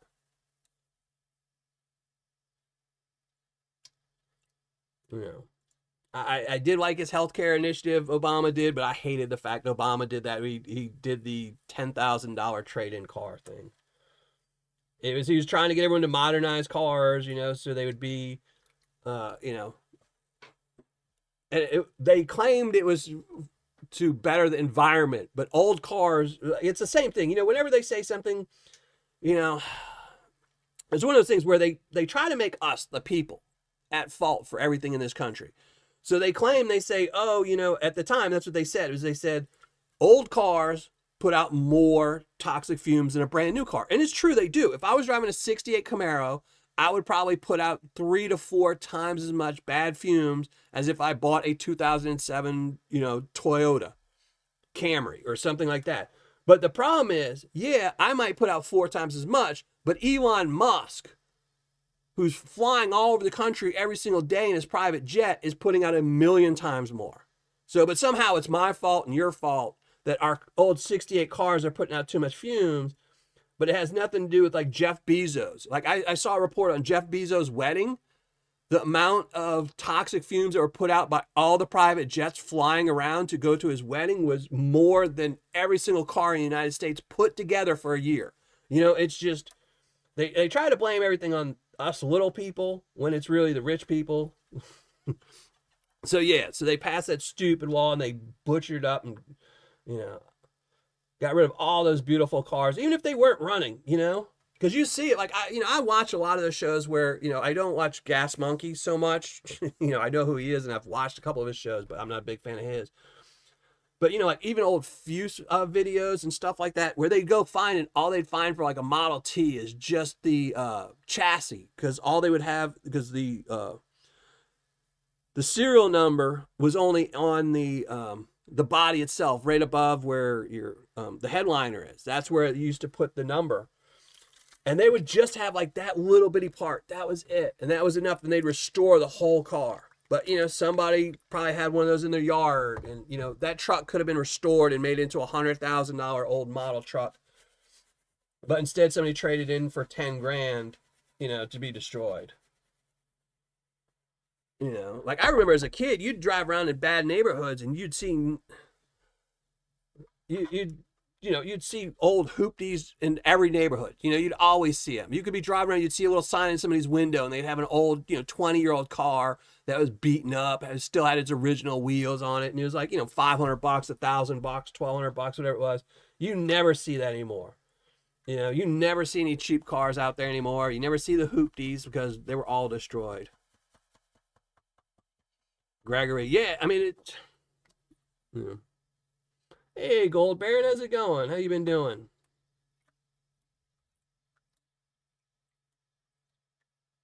Smokey and the Bandit car. Oh, yeah.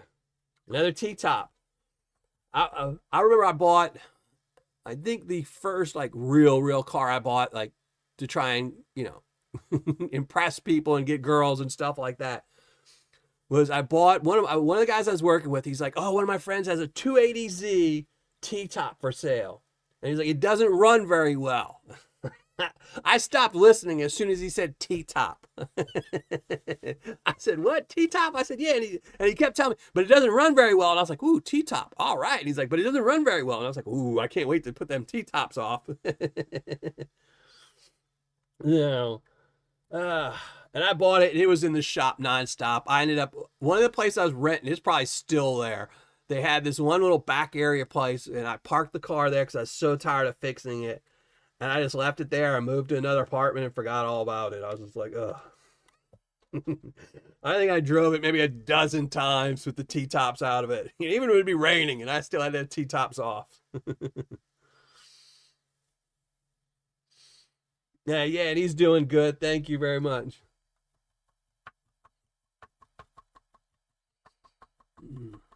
Right. You know, I appreciate modern cars, but I think cars, they need to go back to making cars easy to work on. Like, I know people that are mechanics that hate new cars because you can't do anything on them, you know? You need some special tool, some special computer program, all kinds of special stuff just to work on them. So,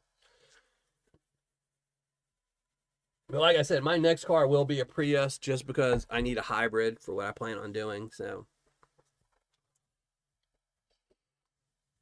my Fleetwood got 10 miles per gallon.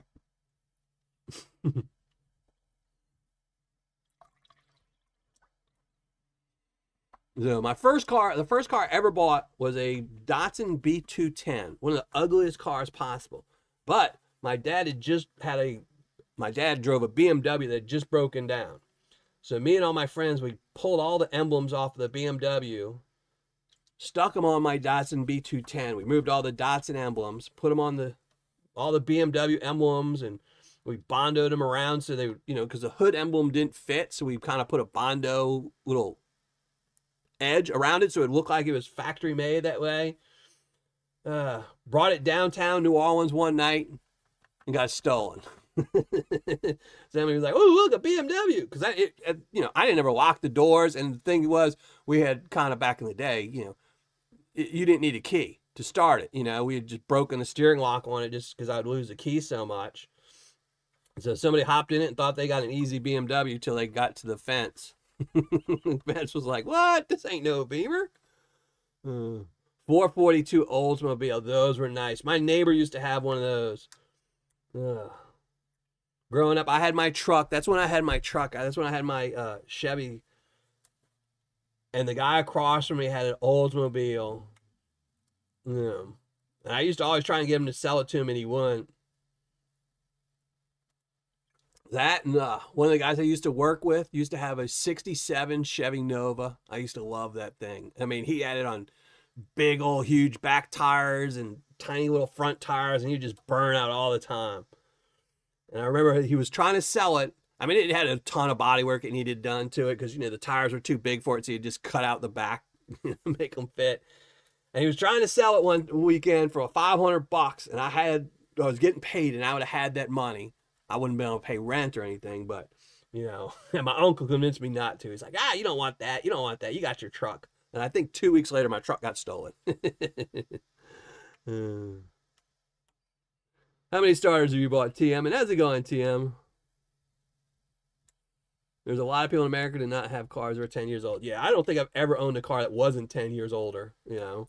Most of the cars I've owned have always been really old cars. My current car is, a 2007, so. Joey Brown, how's it going? And my car still probably has a good 100,000 miles left on it, but I'll get rid of it, get my Prius, get the ugly looks, use it for a year, then trade it in and get something else.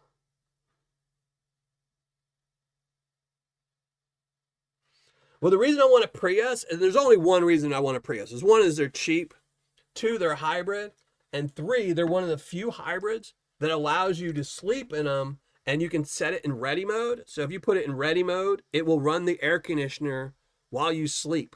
So you don't have to actually have the car on. It will run off the batteries, and you can sleep. And then every 2 or 3 hours, depending on the outside temperature, as soon as you set the inside temperature. So if I set the inside temperature to 75 degrees, 74 degrees, whatever it is, as soon as it goes below that, the engine, it will just keep using the battery. And once the battery gets down to 40%, it will kick on the engine for like 30 minutes, charge up the whole battery because it's a speed charger. So that's the only reason is, if I get a van or something like that, then you need solar to run air conditioner, or you need to only go to places where it's got cool climate. And I want to be able to just, if somebody says, "Hey dude, come out to Arizona in the middle of summer," I want to be able to, all right, let's go. I don't want to have to tell them, "Oh, wait, let's wait till fall or spring," I'm still going to try to do that so I can, use a tent if I can, because I don't want to be in the car. But it's the one good thing about the Prius is it you can use it essentially as a camping van. So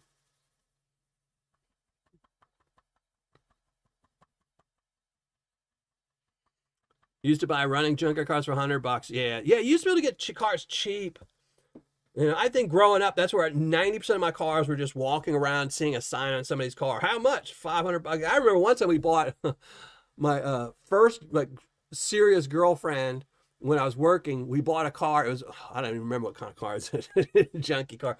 We bought it for $50. So they had a sign for sale. We went up there like, how much? $50. They're like, oh, it needs a transmission. I was like, wow, what's wrong with it? And they're like, oh, it doesn't have fourth gear. And I'm like, but it has first, second, and third reverse. And they're like, yeah. And we're like, oh, here's $50. I gave it to my girlfriend. I said, just don't go fast enough that you need fourth gear. I told her if we need to go somewhere, we're going to be driving fast, we'll just use my truck. But for her just to drive around and getting around in school, stuff like that, she just drove a $50 car.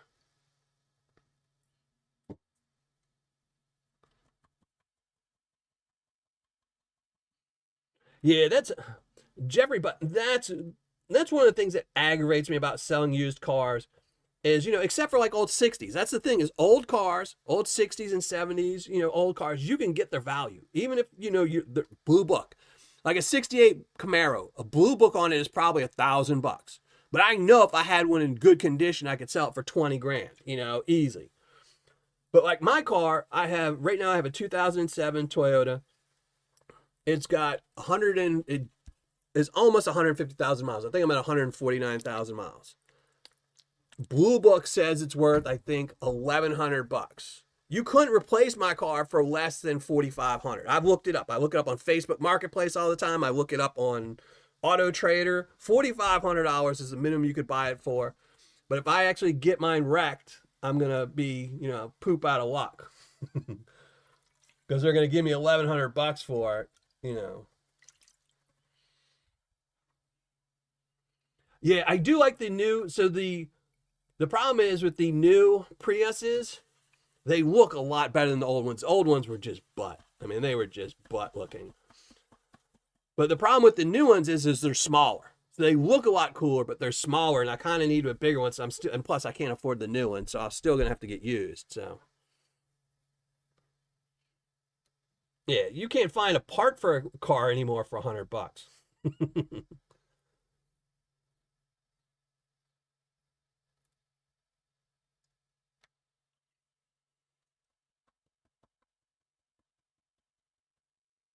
Yeah, that's one of the things. Like I remember back in the day, everyone used to demo derbies used to be a lot more popular because you could get a car for $500 and say, okay, let me just weld the door shut and go do some stuff, you know. Like with my old truck, when I used to have my old truck, I would buy other trucks just to get parts off of them to fix my truck. You know, you can't do that anymore. If you go to the junkyard, it's all new cars. Everything in the junkyard is new. Because again, back with Obama, you know, even the junkyards were trading in, you know, if the junkyard needed a brand new truck, they said, hey, pull one of these old ones off the lot, you know. People were going to junkyards and buying cars, you know. The car was complete. They would just pull it out of the junkyard, pay, you know, $1,000 a junkyard and go trade it in and get 10 grand. So Toyota Cadillac. I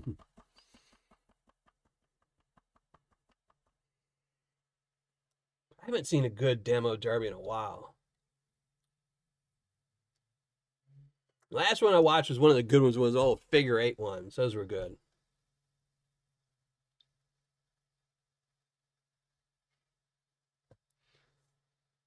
Ford Fusion. Yeah, the parts are crazy. I can tell you. So I was installing, when I bought my car, it didn't have a radio. Like the radio was broken. It didn't work. So I was like, well, I'm going to buy a new radio. And it, you know, it's crazy. I didn't want to buy a factory one because that's just stupid, you know. So I bought an aftermarket stereo for my car. And when I was pulling off all the trim pieces for my dashboard so I could put the stereo in, there was one little bitty piece at the bottom. It's kind of shaped like a U. I mean, it's like the size of this black sand here. It's about this size. It's just a little piece of trim. So I put the stereo in, and the stereo, if you ever buy a stereo kit now, like an install kit, it comes with tons of plastic to try and make sure it fits in your dashboard. That's how they get around making everything fit everything. So I finished installing the stereo, and I see all the extra pieces of plastic to make it fit. So I threw all that away. A couple days later, I realized I threw away the little U-shaped piece of trim. I was like, okay, I'll just go on eBay and buy that piece of trim. $60. $60 was the cheapest I could find it. And this was, I bought my car, what, 5 years ago? I just finally broke down and bought the piece on eBay for $45 the other day. I happened to have some credit on my eBay account, and I was like, all right, let me just buy this stupid part because it was just driving me crazy for 4 years. It's just crazy. You just can't get parts anymore. And the worst thing is a lot of times they get you, like, I remember my battery went dead in my car last year. You know, it was about due. You know, same battery since when I bought it. So my battery goes dead, and I live like 3 blocks from an AutoZone. So I was like, I'm just going to walk to AutoZone, go buy a battery, bring them back the dead one later. Cheapest price AutoZone had for a battery for my car was $129. And I'm like, well, what is it at Walmart? $69, something like that. And I'm like, what the junk? Well, I'm not going to pay double just to walk and get a battery. So, you know, I had to call my daughter and tell her, come pick me up, drive me over there, get a battery. You know. World's going crazy. Yeah, that's how they get you these days, is the brakes. That's how, man, brakes are so expensive now to get done. And it's not even the parts are expensive, because I looked, because my car is going to need brakes soon, and I'm debating if I want to do them myself. I've never done them on this car, so I don't know how hard they're going to be. Or pay someone. And yeah, it's going to cost me like $1,400 to have them replaced, but I price out the parts, and the parts are like $200, you know, $250. All right. Reg Lab. Sorry, brother, but I think I'm going to have to use a magnet on this because we're running out of time. And I want to see all this shiny. We're going to save all this.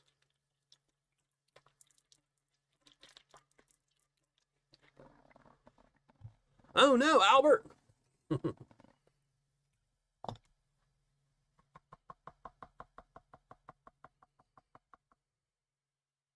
I mean, I'm not saying I think mechanics definitely deserve what they get paid for, but unfortunately, you know, everything is just.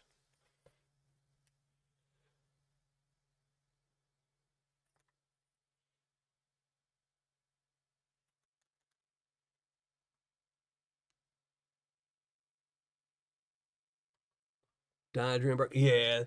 You know, I was thinking about that the other day, and this goes for everything, even not car related, is how many companies just stop making their parts. Because this has happened. So, when me and my ex were married, we put new carpet in. When we bought the house, we got new carpet, and then we had new AC installed. And when they were installing the AC, they ruined part of the carpet. But the carpet was under warranty, a lifetime warranty, right? Lifetime warranty. We paid extra to have a nice carpet, lifetime warranty. Went back to Home Depot, which is where we bought it. Oh, that company doesn't exist anymore. They went out of business, but we have this new company owned by the same parent company that has new carpet that's close to that one. You know, it looks the exact same. It was the exact same carpet, but it's not under warranty, but you can buy it. Is that now a lot of companies have realized what they do. Part companies, car companies, every company does it.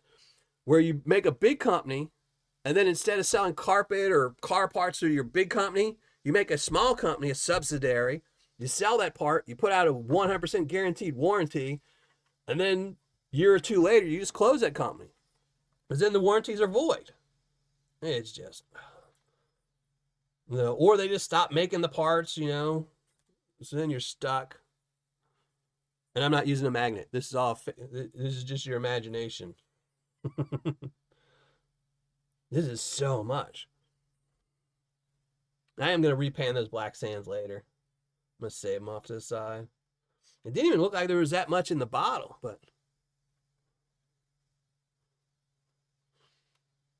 Yeah. I'm just too fat. If I could lose some weight, I would probably be more willing to fix stuff on my car. But, you know, just cutting my grass, you know, if I cut my grass, I'm done for the day. You know, I can't do anything after the rest of the day. So, I don't want to jack my car up, put it on stands to go to fix something and realize, hey, wow, me changing these brakes is going to take 2 weeks.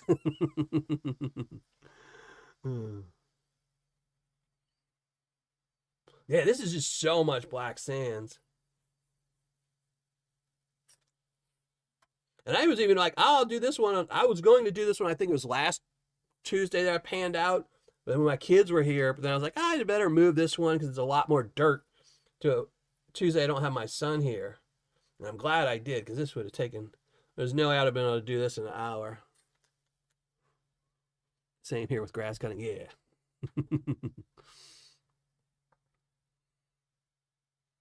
My Jeep costs $1,100. But does your Jeep actually run? How's it going, Charles? How's it going? Must be an older Jeep, huh?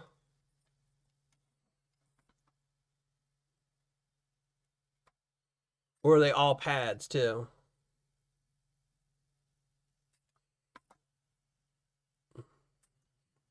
Yeah, I will say, it was one of the things where I was kind of glad, like we haven't had any rain in a week, and it's been really, really hot. So my grass hasn't grown an inch. So this weekend I was like, woohoo! You know, my son was not, wasn't sick, but he had his little injury, so I was watching over him. And I was so glad I didn't have to cut my grass. Now I'm going to pay for it next week because it'll be twice as tall, but start walking around like, I do walk. I walk. See, my problem is I like food. So, like, if I eat something and I'll say, okay, I'm within my calorie intake for the day, and then, because that's exactly what happens. So when my son goes to the skate park, while he's skating, I walk. They have a brand new walking area right next to the skate park. And I was walking it back and forth, and that's what I do. I walk the path for about 2 hours every single time I bring him. But then when I get home, I'm like, wow, I just burned off all those calories. I deserve some food, and I'll eat something. So then I eat more, But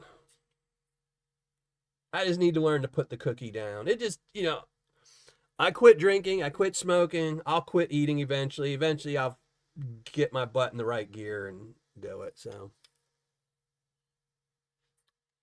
Fix everything myself.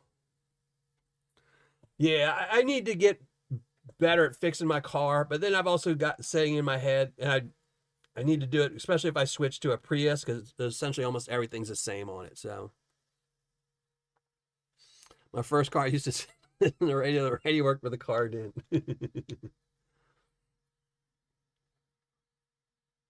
All right, Crazy Cannon, thank you for popping in the show. Appreciate it. Man, it must be getting ready to storm here. I can hear the tornado sirens going off. Look at those black sands. Look at all that black magnetite. This is crazy. Thankfully, it's got a lot of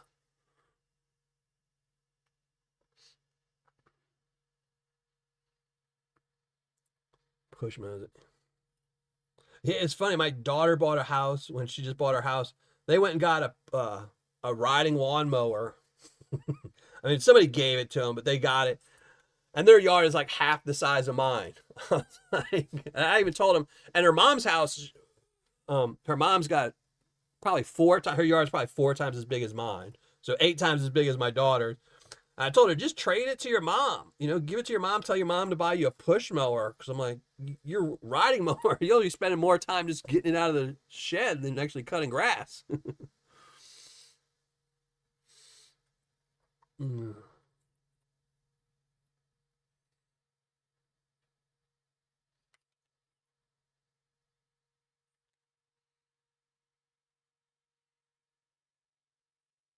Man, there's just so much magnetite in here.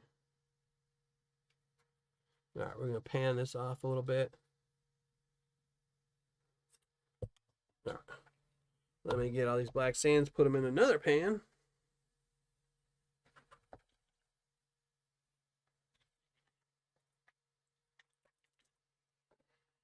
All right. Let's pan this down some. Eventually, we're going to see some gold tonight.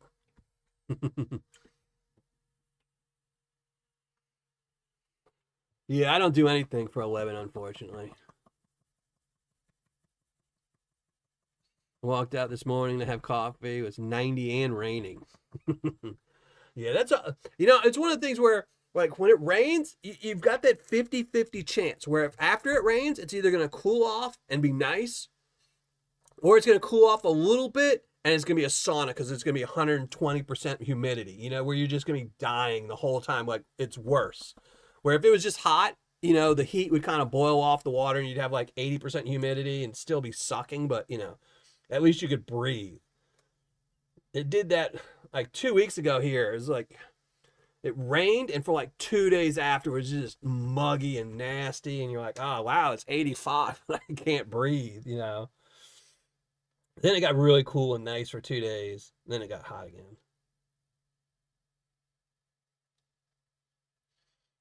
I always liked what was that old TV show where they had the old Lincoln? I think it was a '63 Lincoln with the suicide. Entourage. I always liked that car. That was probably one of my favorite movie cars or TV show cars. The old '63 Lincoln convertible with suicide doors. I thought that would be a great car to own.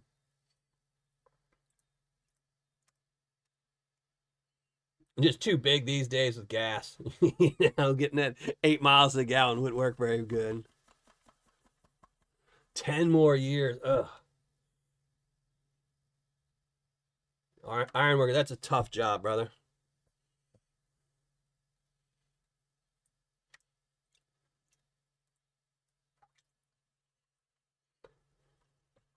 Yeah, it's one of the things that, you know, in one sense, I'm glad, you know, I don't work because, you know, I don't work, but, you know, because working can suck. But then I miss working a lot, you know. I think about it all the time. I'm like, man, I wish I could go back to work. But if I go back to work, one, I'll lose my disability. And then two, it won't be long until my knees would just totally go again. And then I'd have to have more surgeries, and then I'd need disability, and I wouldn't be on disability, and I'd have to go 2 years waiting for it again. You know, it'd just be. It's one of those things that sucks. You know.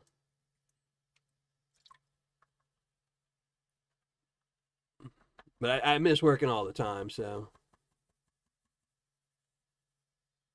But 20%, yeah. Don't worry, it'll get to Arizona eventually.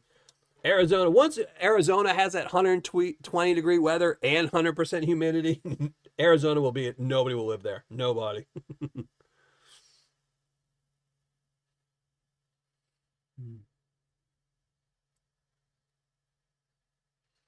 I wish you could have bought some Ford stock when the government bailed them out. I thought Ford was the only company that didn't accept a bailout.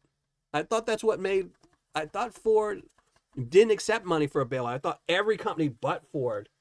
And Ford just decided to just go ahead on their own. I might be wrong. It's been a while since that bailout.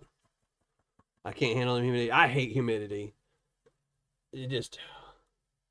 I don't know. Most of the time you'll see me active is early in the morning or late at night. Because that's when my son, usually if we go to the skate park, it's like 9 o'clock at night, you know. So... That's why when he had his accident, it was like 11 o'clock at night. And that's why we're out there walking, because the humidity goes down and it's not as hot. So, oh, yeah. They don't let you just wear sandals? Because if you watch YouTube, 90% of the welders or car mechanics are all wearing sandals.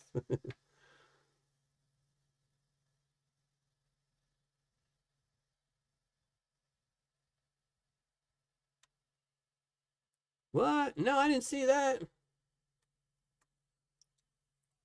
Uh-oh, Pepsi must be on the... Pepsi stock must be down there. Like, oh, we need to change something.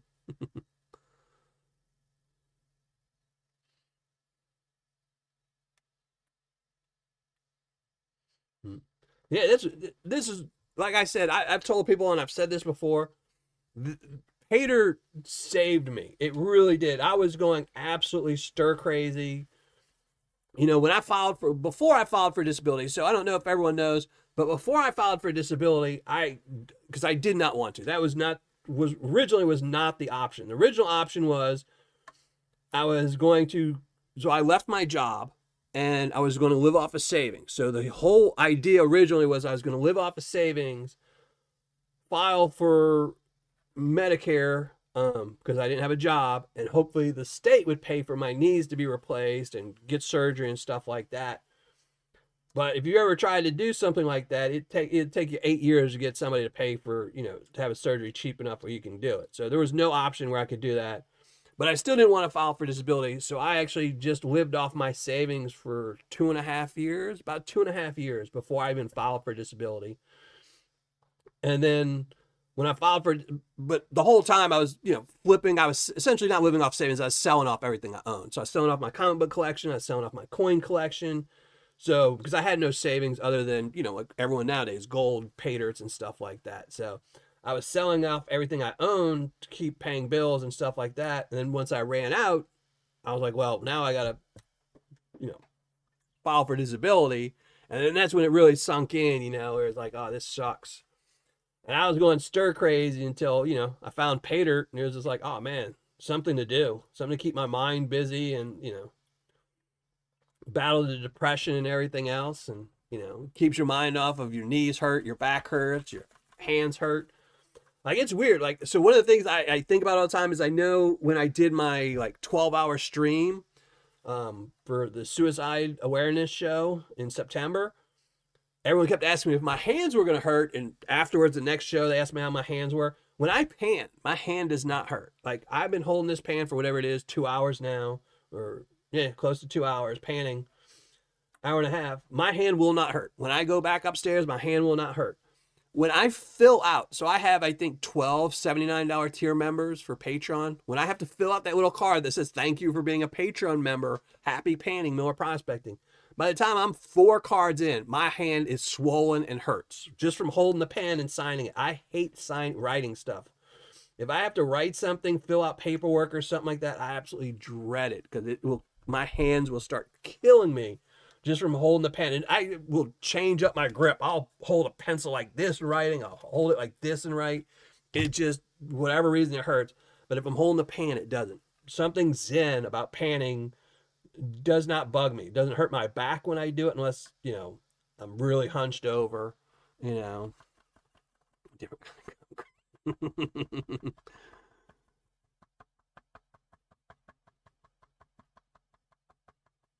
Yeah, I didn't think Ford took money. I thought that was what made them different. I think Ford didn't want the bailout because I think there were strings attached to the bailout. And I think that Ford didn't want those strings attached. I mean, they probably regretted it afterwards because just like any other thing what the government does, if they give you a handout, you never have to pay it back or anything. So, but yeah. Raise your lawnmower as high as it will go if it is high grass. Yeah. Well, sometimes I'll do that. Like if my grass gets too high, I'll raise it all the way up, cut the grass. Oh, my front yard has a giant oak tree, so I don't have to worry about it growing. It's just short weeds. Then I'll cut grass, and then I'll lower it, and then cut it again. So if Biden can use an auto signature too, every president uses it except for Trump, and that's because Trump loves his handwriting. Every president uses a auto pen. I would use an auto pen. There's nothing wrong with using an auto pen. That's just, 90% of all the autographed material in the world is with an auto pen. Tom Brady did not sign 100,000 baseball cards. Buy a special custom stamp for that. Nah, I still write it, I will tell you though, it's just, I just think it's always funny. Every time I do it, I will make up like 2 cards, then I'll go do something else. I'll go wash dishes, go, make some Paydirt or something else, mail out some envelopes, whatever it is, and then I'll write 2 more cards. And if you've ever gotten one of my cards, they don't say very much. I'm not writing paragraphs. It's just literally says, "Thank you for your continued support. Happy panning." But it's something about writing that just kills my hand. So, but panning is just zen. So, all right. Get more of this black sands out of here.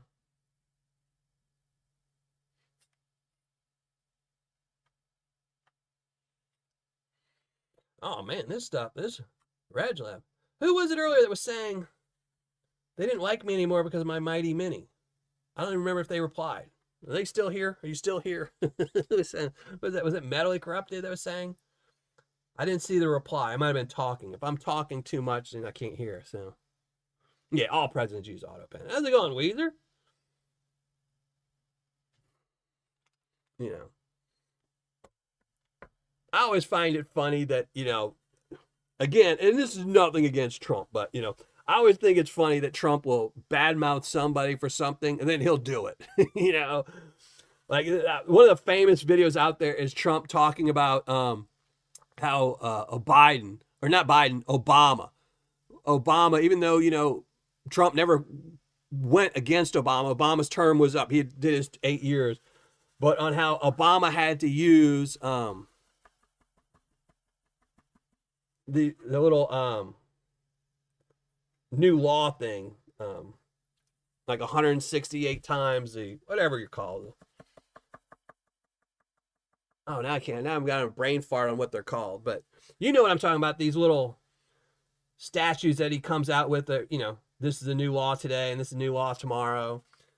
But that something like Obama had used it like 160 times. Trump's already used it 160 times in the first 6 months. It's just like, yeah, everyone does stuff, He complained about Obama playing golf,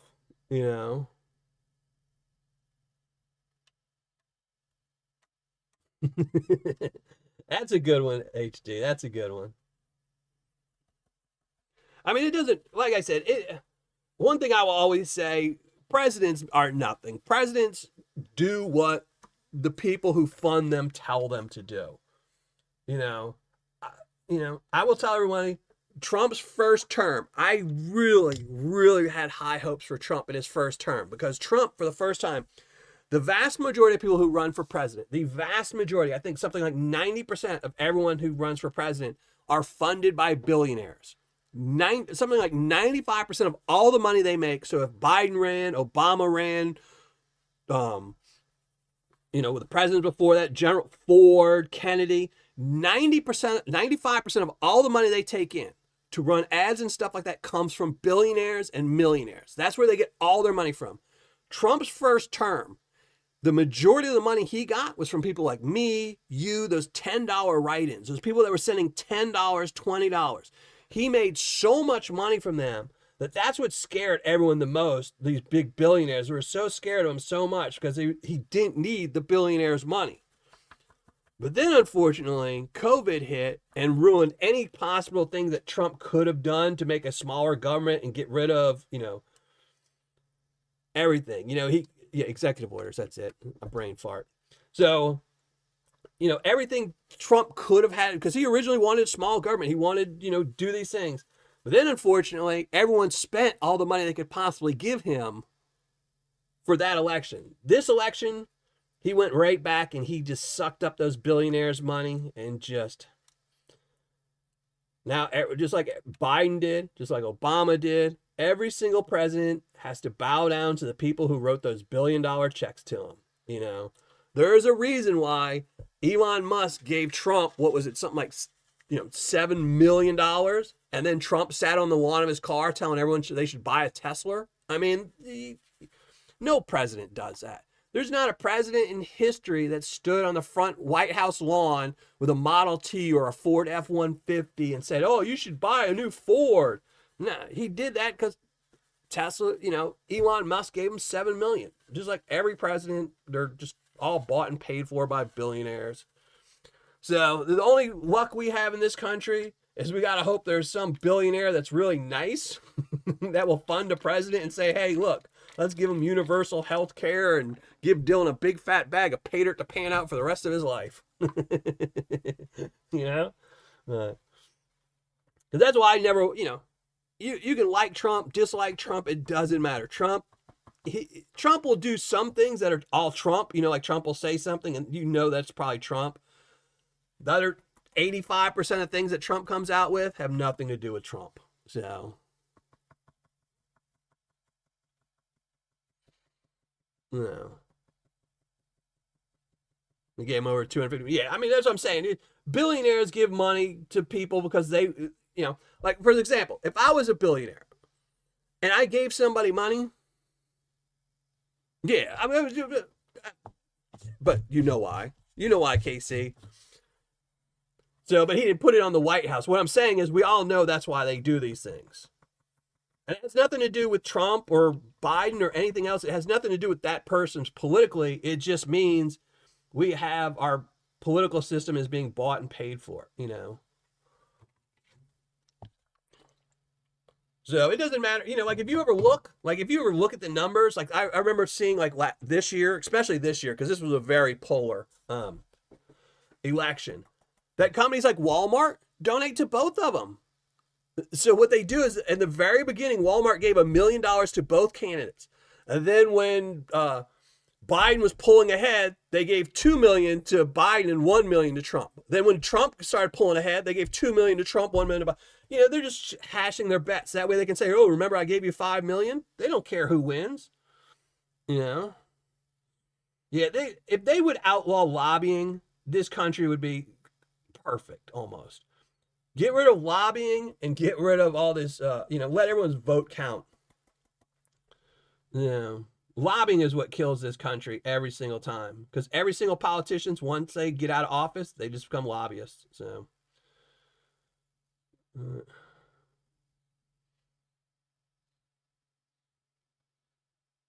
We are a TV show for the rich. That's about it. I mean, like I said, you know, every single president, I can find something good in them. I can find something bad in them.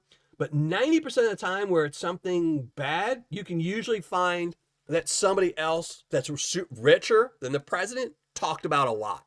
You know, so like if, you know, you look up something and like, you know, if some president really, really wanted to get to the moon, you'd be like, oh, wow, this president sure does want to get to the moon a lot. Wonder why he wants to get to the moon. Then you look at his backers, and if one of his backers was like, you know, Bezos, who's, you know, been talking all about how he wants to colonize the moon, you know, and I'm just making this stuff up.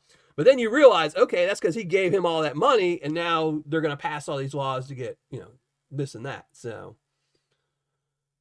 well, we do have term limits. We have term limits on, the problem is we have term limits on president, but we don't have term limits on judges. We don't have term limits on Congress. I mean, like I remember whatever that, who was that shady guy that just got kicked out of Congress for like stealing credit card money and stuff like that? I can't remember his name. Real bad crook. I mean, he was just a stupid crook. Like him, he even said in interviews he was just trying to become a congressman any means possible and last 8 years. Because once you last 8 years in Congress, you get a retirement check for the rest of your life, and you get free health care for the rest of your check, for the rest of your life. So he didn't care. He was just trying to steal, do whatever he could just to get that, you know, 8 years in. I mean, he got busted way before the 8 years, but, you know, he got kicked out, so. Trump wants to sign autographs. I would say Trump is a moneymaker. I mean, I personally wouldn't buy anything, you know, but there's people out there that buy his stuff, and, you know, all power to him. I have, like, that's one of the things I don't mind. You know, I don't mind if Trump wants to sell his, you know, MAGA hats or, you know, his watch or his NFTs or all those things. If somebody wants to buy it, let him. I mean, what, you know, some people want to buy Jose Canseco bats and stuff like that. And, you know, if somebody wants to buy something, let him buy it. If he wants to sell it, let him sell it. I mean, I wouldn't, because he's selling absolute junk at high prices, but, you know.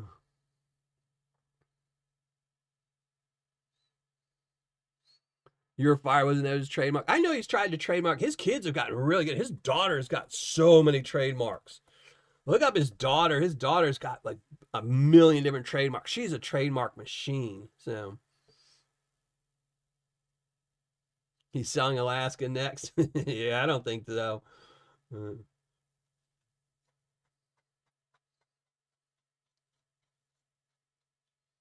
That's just all a pony show. They're not going to agree to anything. It's just to keep people looking at stuff, you know. I want a Dylan Miller hat. Yeah. I haven't done the hat yet. I've done the ugly mug. I've done the shirts. Hats are too expensive, man. I looked at getting hats, man. They were too expensive. I don't wear hats because I'm bald. And I look better without a hat. Hours Crafted, thanks for joining the show. Appreciate it.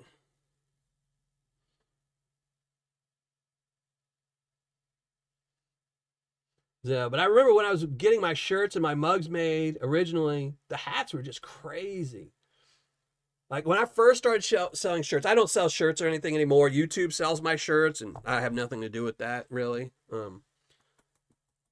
But when I originally did the designs up and had my own shirts being printed, and I was trying to make it so I really wouldn't make a profit. Like I didn't want to make a profit off of them. I just wanted to sell them, and it's just crazy. It didn't feel right to me. Like the shirts, I think the shirts were like $25 without shipping, and I was only gonna make like $1 or $2 off of them. But the hats would have been like $30, and I wouldn't have made anything off them. I was like, no, I'm not doing that.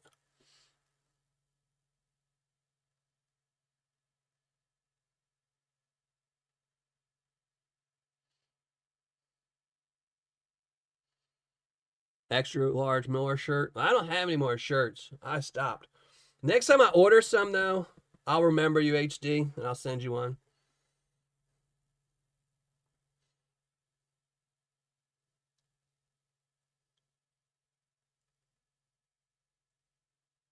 I need an HD shirt is what I need.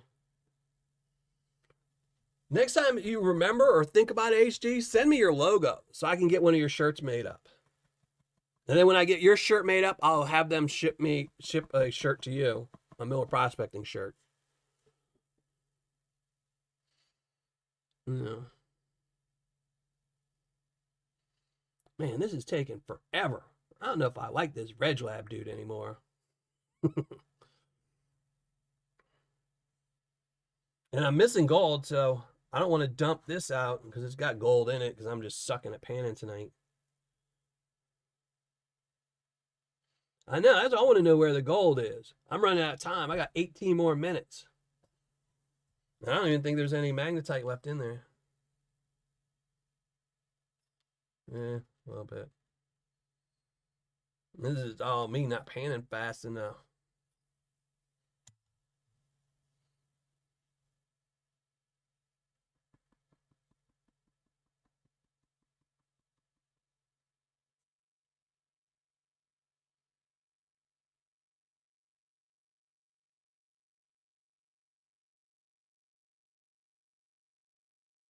Gold Baron. Yeah, it's just crazy. Like I searched too, because I was like, like if I had them made myself and then I carried them on a shelf, I could get them cheaper. But then you have the same thing that everyone has. Oh wow, I've got 400 smalls and mediums and no larges or extra larges because you have to buy them by each size. So if I just did the ones where the companies where you essentially they just they print them and ship them, they hold all the stock if any. But yeah, it was just crazy prices, and I was like, I just didn't feel right. I mean, somebody paying $20 for a shirt, I'm fine. I think that's a good price for a shirt, but I don't want people paying $30 for a Miller Prospecting shirt plus tax, and I don't know. YouTube puts up an ad for my shirts, and I guess they would pay me if anyone ever bought one, but I don't think anyone's ever bought one. Because I think their prices are probably crazy too. I've never even looked. A spiral machine. You almost never see those anymore. I had one for a while. I had the one that comes in the little black tube. What is it? The camelback spiral wheel? I think that's what it was. I had one of those for a while, and it drove me crazy. I could not deal with it. No. Blue balls, I hate those too. Those are another things that just drive me more. They're just so finicky, take so long to set up by Miller tables. Yeah, I'd just rather pan it out by the time I set it out, I already panned out everything I needed to do.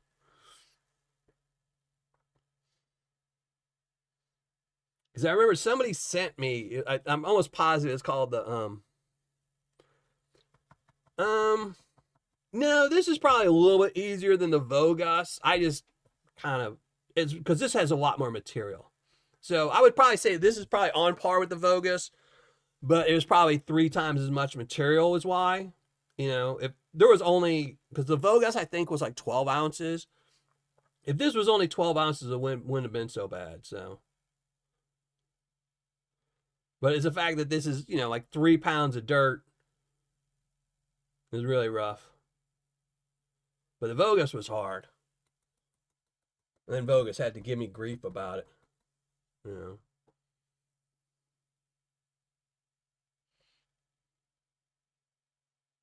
Trump likes to talk. I think all presidents do. I think that's one of the reasons why I'm not going to make a good president when I run, is because I'm fine talking like on this, but other than that, I wouldn't want to talk like in person as much. Like if you ever met me in person in a big group of people, I'm not going to be the one that's talking the most, Because like on here, it's just me. So yeah, the pan's starting to look real good.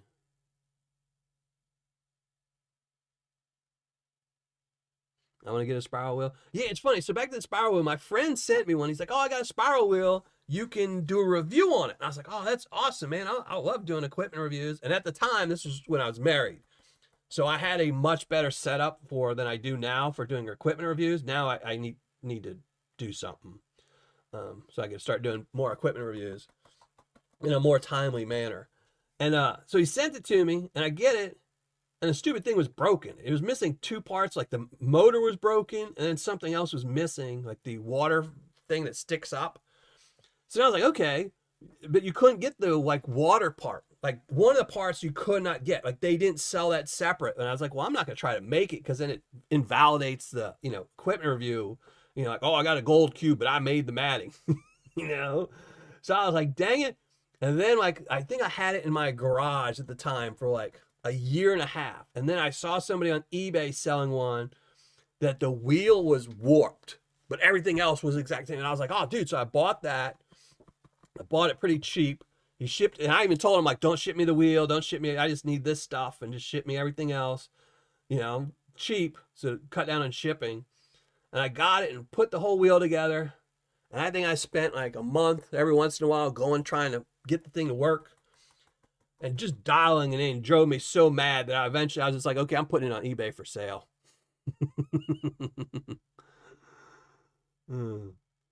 I was just like, it's not worth my time to like get it fine tuned, because that's the problem. When you got to have a machine that you have to fine tune as much as a wheel or a blue bowl, it can invalidate almost any review on it. Because anyone that's reviewing, like if the owner sees you doing it, they can say, oh, well, you needed 1 degree to the left more, or you'd have caught 100% of the gold. I'm like, no, I'm not,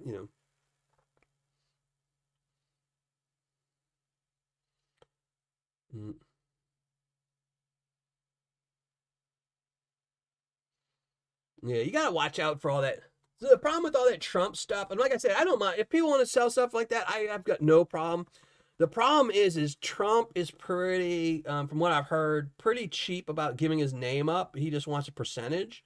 So like if you contact him and say, oh, I got this great Trump watch I want to sell, or shoes, you just have to give him a huge, fee. So if you sell him, look, the shoes are going to sell for $250 and you'll get 150 of every shoe that's sold, and we'll guarantee you X amount of money once they sell. But I remember when Trump ran the first term. So when Trump's first term running, there was a company that used to sell Paydirt. Can't remember the name of the Paydirt company, but they used to sell Paydirt and they'd stopped, and they pretty much only sold gold coins and silver coins after that. They started taking orders for silver and gold Trump coins. They put the first batch out and sold like a ton of them. So then they did a second thing where they did a second one. The price was like spot price for gold and silver coins. Took a huge order and disappeared. Took everybody's money. And they were in a foreign country, so there's nothing you could really do about it.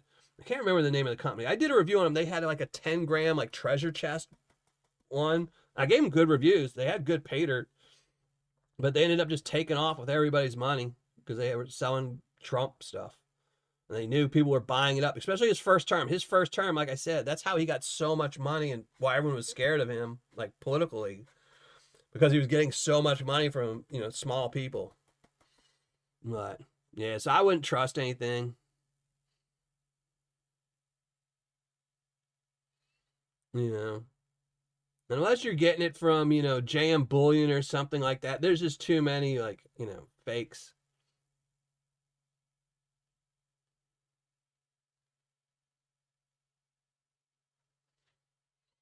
I mean, there's just too much fake silver and gold out there as it is.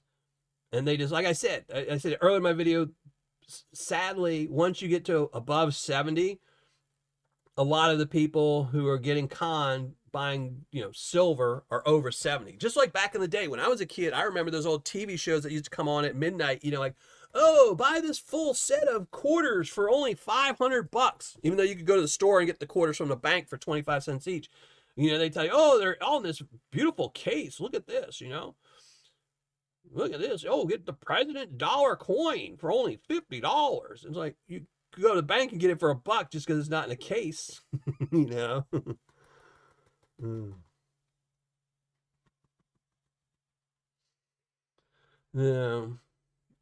That's why I only stick with gold Paydirt. I just, there's only been one or two sellers in 10 years that I've been doing this that have had fake gold.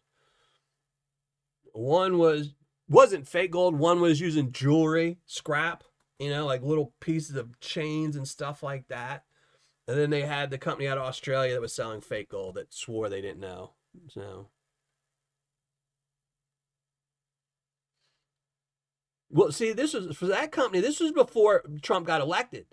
So this was his first term. This was before he got elected. So he really wasn't selling stuff. Like I saw an interview with Trump where he even said, or no, it wasn't Trump. It was one of his kids where he was saying that his dad got upset because he could have made so much more money his first presidency, just, with his stuff like his hats and stuff like that. And he didn't really go out. Like you saw his first presidency, he didn't have NFTs. He didn't have all this stuff. He didn't have watches and shoes. It wasn't until this term that he realized, hey, all these people are willing to give me a ton of money to sell my stuff. Do it.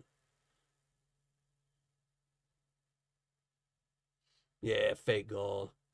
And that was funny. I remember that. I can't remember the name of that Australian company, but they were from which was weird too, because they were from a really big company. Like they were part of a big company that was kind of like a big mining conglomerate, and they decided to sell Paydirt to try and guess, bring in more money for their gold.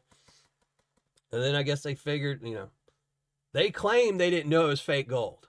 But what they said was originally was that, oh, we emailed everyone and told them it was fake, but nobody actually got the emails until they got busted. And then they were like, oh, well, we sent out some more emails a few days ago. And I still never got an email from them. But, I mean, I will say they did refund everyone once they got busted. So.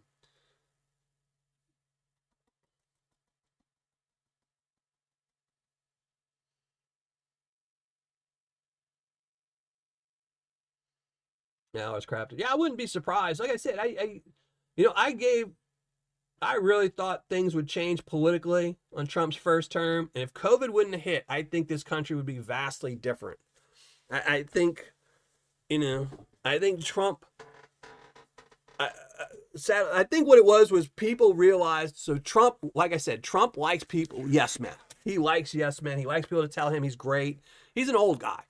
I like hearing that. And I'm only 56. And I guarantee you, when I'm 76 years old, the more people that tell me they love me and how much I'm going to like them better than people that don't say nice things to me.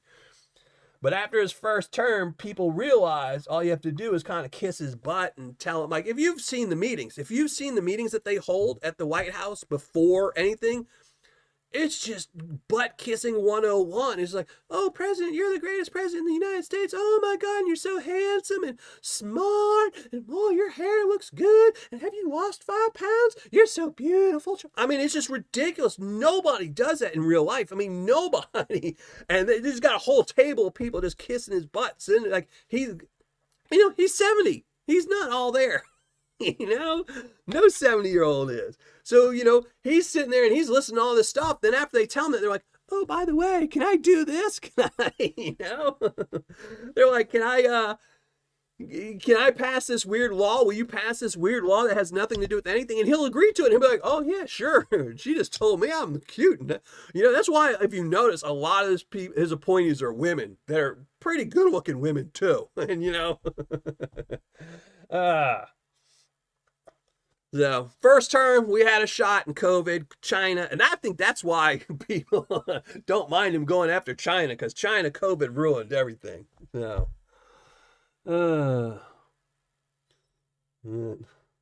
I do too, Brad. I usually don't. If you've watched the show, I usually don't talk about it. I just got on a roll today. So, and it's not, like I said, this isn't just so much against any president, because I said things I don't like about Obama did, and I don't like things. There's things I don't like Biden did. There's things I don't like Trump did. It has nothing to do with the president themselves. Like I said, they're all just talking heads. Somebody rich takes over and tells them what to do. And, we just got to hope that, one of these days somebody will, get the money from the people, have the voice of the people, and not the money from the billionaires, and then COVID won't hit. But there we go. Nice little pile of gold. Now let's give away an envelope. Let me get back to my station.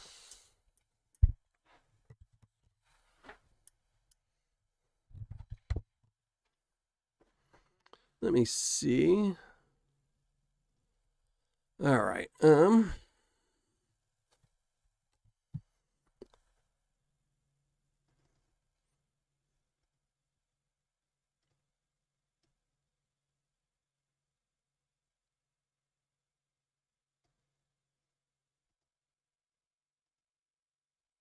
Yeah, it looks a little better. Just trying to. Problem is, if I use autofocus when I'm panning,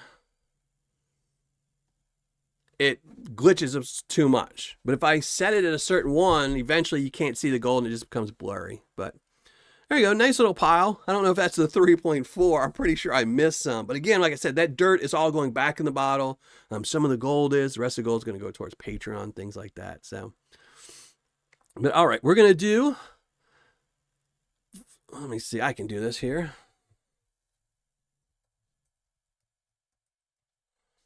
Make sure I'm posting the hidden comment. Make sure you go post the hidden comment before the live show. Because we've got to get out of here. I've got an 8:30 deadline to call my kids. Where are my envelopes at? Here we go. We got 1, 2, 3, 4, 5 envelopes. We're only going to give out one tonight because we're kind of in a rush. We have numbers. What do we have? 2, 5, 6, 9, and 10. But I'll tell you again, 2, 5, 6, 9, or 10. Those are envelopes. Go leave a hidden comment. Go leave a comment on the hidden comment. Yeah, Alaskan Assassin. Absolutely. Yeah, that's what I was wearing. I had to look because my microphone's blocking it. But there we go. Alaskan Assassin. Where is Reg? Well, it's late there. Like right now, it's like, what is it? 2 o'clock in the morning. So Reg has been really busy. He's been telling me. I talked to him last week about it, and he told me he was going to try and get here, but he's been busy trying to. He's got a kid, trying to stay up till 12:30, 12 o'clock when my show starts. I mean, it's midnight when my show starts. So, and then if you realize I forgot to set a reminder yesterday about the show, so there was only a thumbnail up for this show 5 minutes before it started. So. Partially on me. Good thing is he can watch this one after the recording, so he can see me complaining about it. So, yeah. But all right, got some barbecue chicken waiting on me. Yeah, I've got to go eat. I've got to go call my kids, check on my son and stuff like that. So, but here, let me go get the link. Make sure all the comments are going through. Got the link. And again, we're just going to give away one envelope, and these do have either a gold-plated dime in it or one of my Miller Prospecting cards with a little bitty piece of gold in it. And if you get the gold, those are going to be collector's items because I'm not going to be making more. I think I have like 5 of them. But after this, I'm just going to be making the gold-plated dimes because I don't want to buy more of these cards. I bought, I think, 200 of them. And just the way I'm going through dimes as it is, they're only going to last me a year or so. And I don't want to replace them. They're too expensive. So... just give away the dimes. I need the dime ones more than I need the ones with gold in them. So, all right. Comments. Published. Held.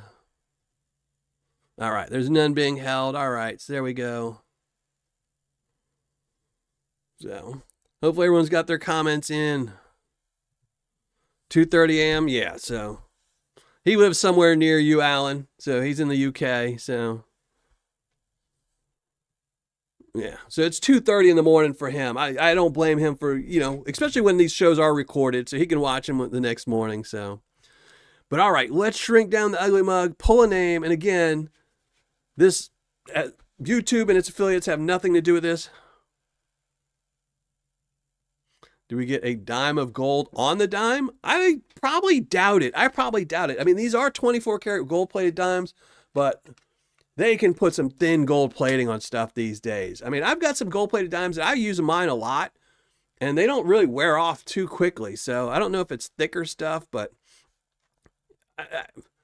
if you get the card and the sealing it and the machine to seal it and all the stuff like that, and the stamp probably cost more than the gold, but you can't get them anywhere else. You're never going to be able to get another Miller Prospecting gold-plated dime in a card, except for on this show, or if somebody sells it on eBay. But all right, let's shrink down the ugly mug and pull a name. All right, we got to get rid of the panning cam. Goodbye. Thank you, Reg. That was an awesome jar painter. I really wish I'd have had hours and hours to go through it, and I will repan the tailings right there. Not the tailings, but the stuff I have at the bottom of my pan. Just because I know I missed some gold and I want to recover as much of it as possible. So there we go.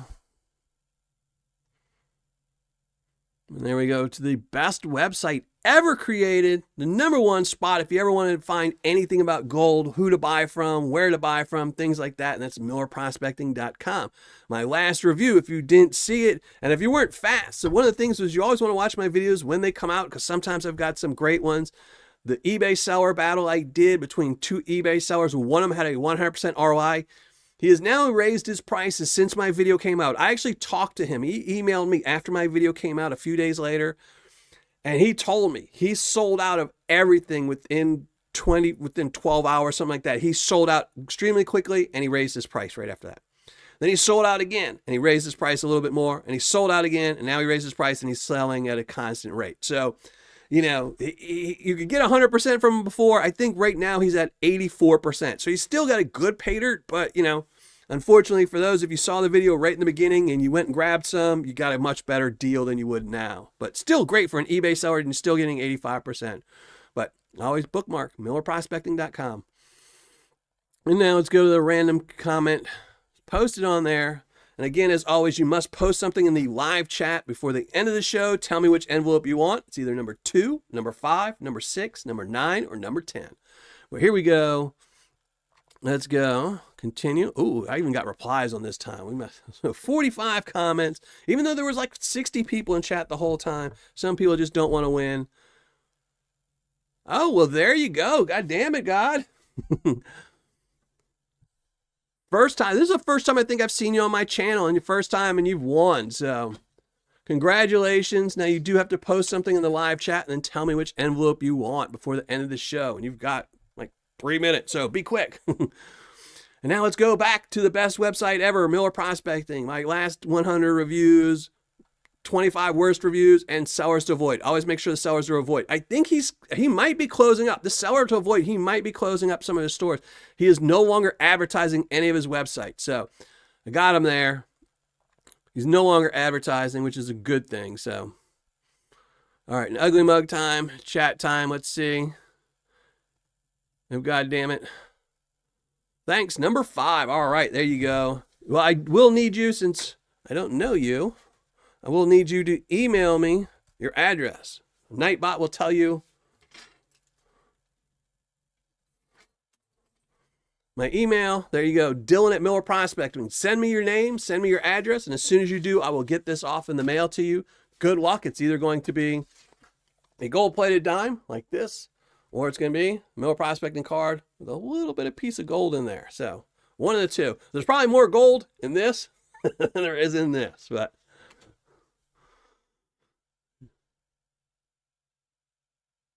yeah, I got him. Thank you all. Yeah. But all right. Now, so again, if you're a Patreon member and you're here, or you're not a Patreon member and you want to hear this, on Friday, I will be putting out a new gold guessing contest, and you can win some prizes all the way from 2 grams, 1 gram, a half a gram, or one of the many treasures. I have 50 different treasures in here that you can win. And that gold contest will be up on Friday for all my Patreon members. You can be a $79 Patreon member where you get a guaranteed bag of Paydirt for that $79, $25, $10, $5, or free member. That contest will be up on Friday at 6 o'clock Central. Saturday, I have a brand new Paydirt review of our good friend Brad and his Paydirt. That'll be up on Saturday. And then next Tuesday, my 200th show, I'll be panning out another bag of his Paydirt, and I'll be give something away. I don't know what I'll give away. I might find something here to give away, but I will find something to give away for my 200 show. I don't know what it's going to be, but I'm going to do that. But I'm going to get out of here because I'm late for calling my kids, but I really do appreciate everyone who showed up today. Thank you. Hopefully I will see you all next Tuesday. Saturday might be a premiere video if I can get it shot in time and edited in time. Hopefully I'll be all caught up with stuff like that. But thanks everyone for joining the show, and hopefully I will all see you all Tuesday and maybe for Saturday during the premiere. But make sure check out Patreon's gold guessing contest Friday.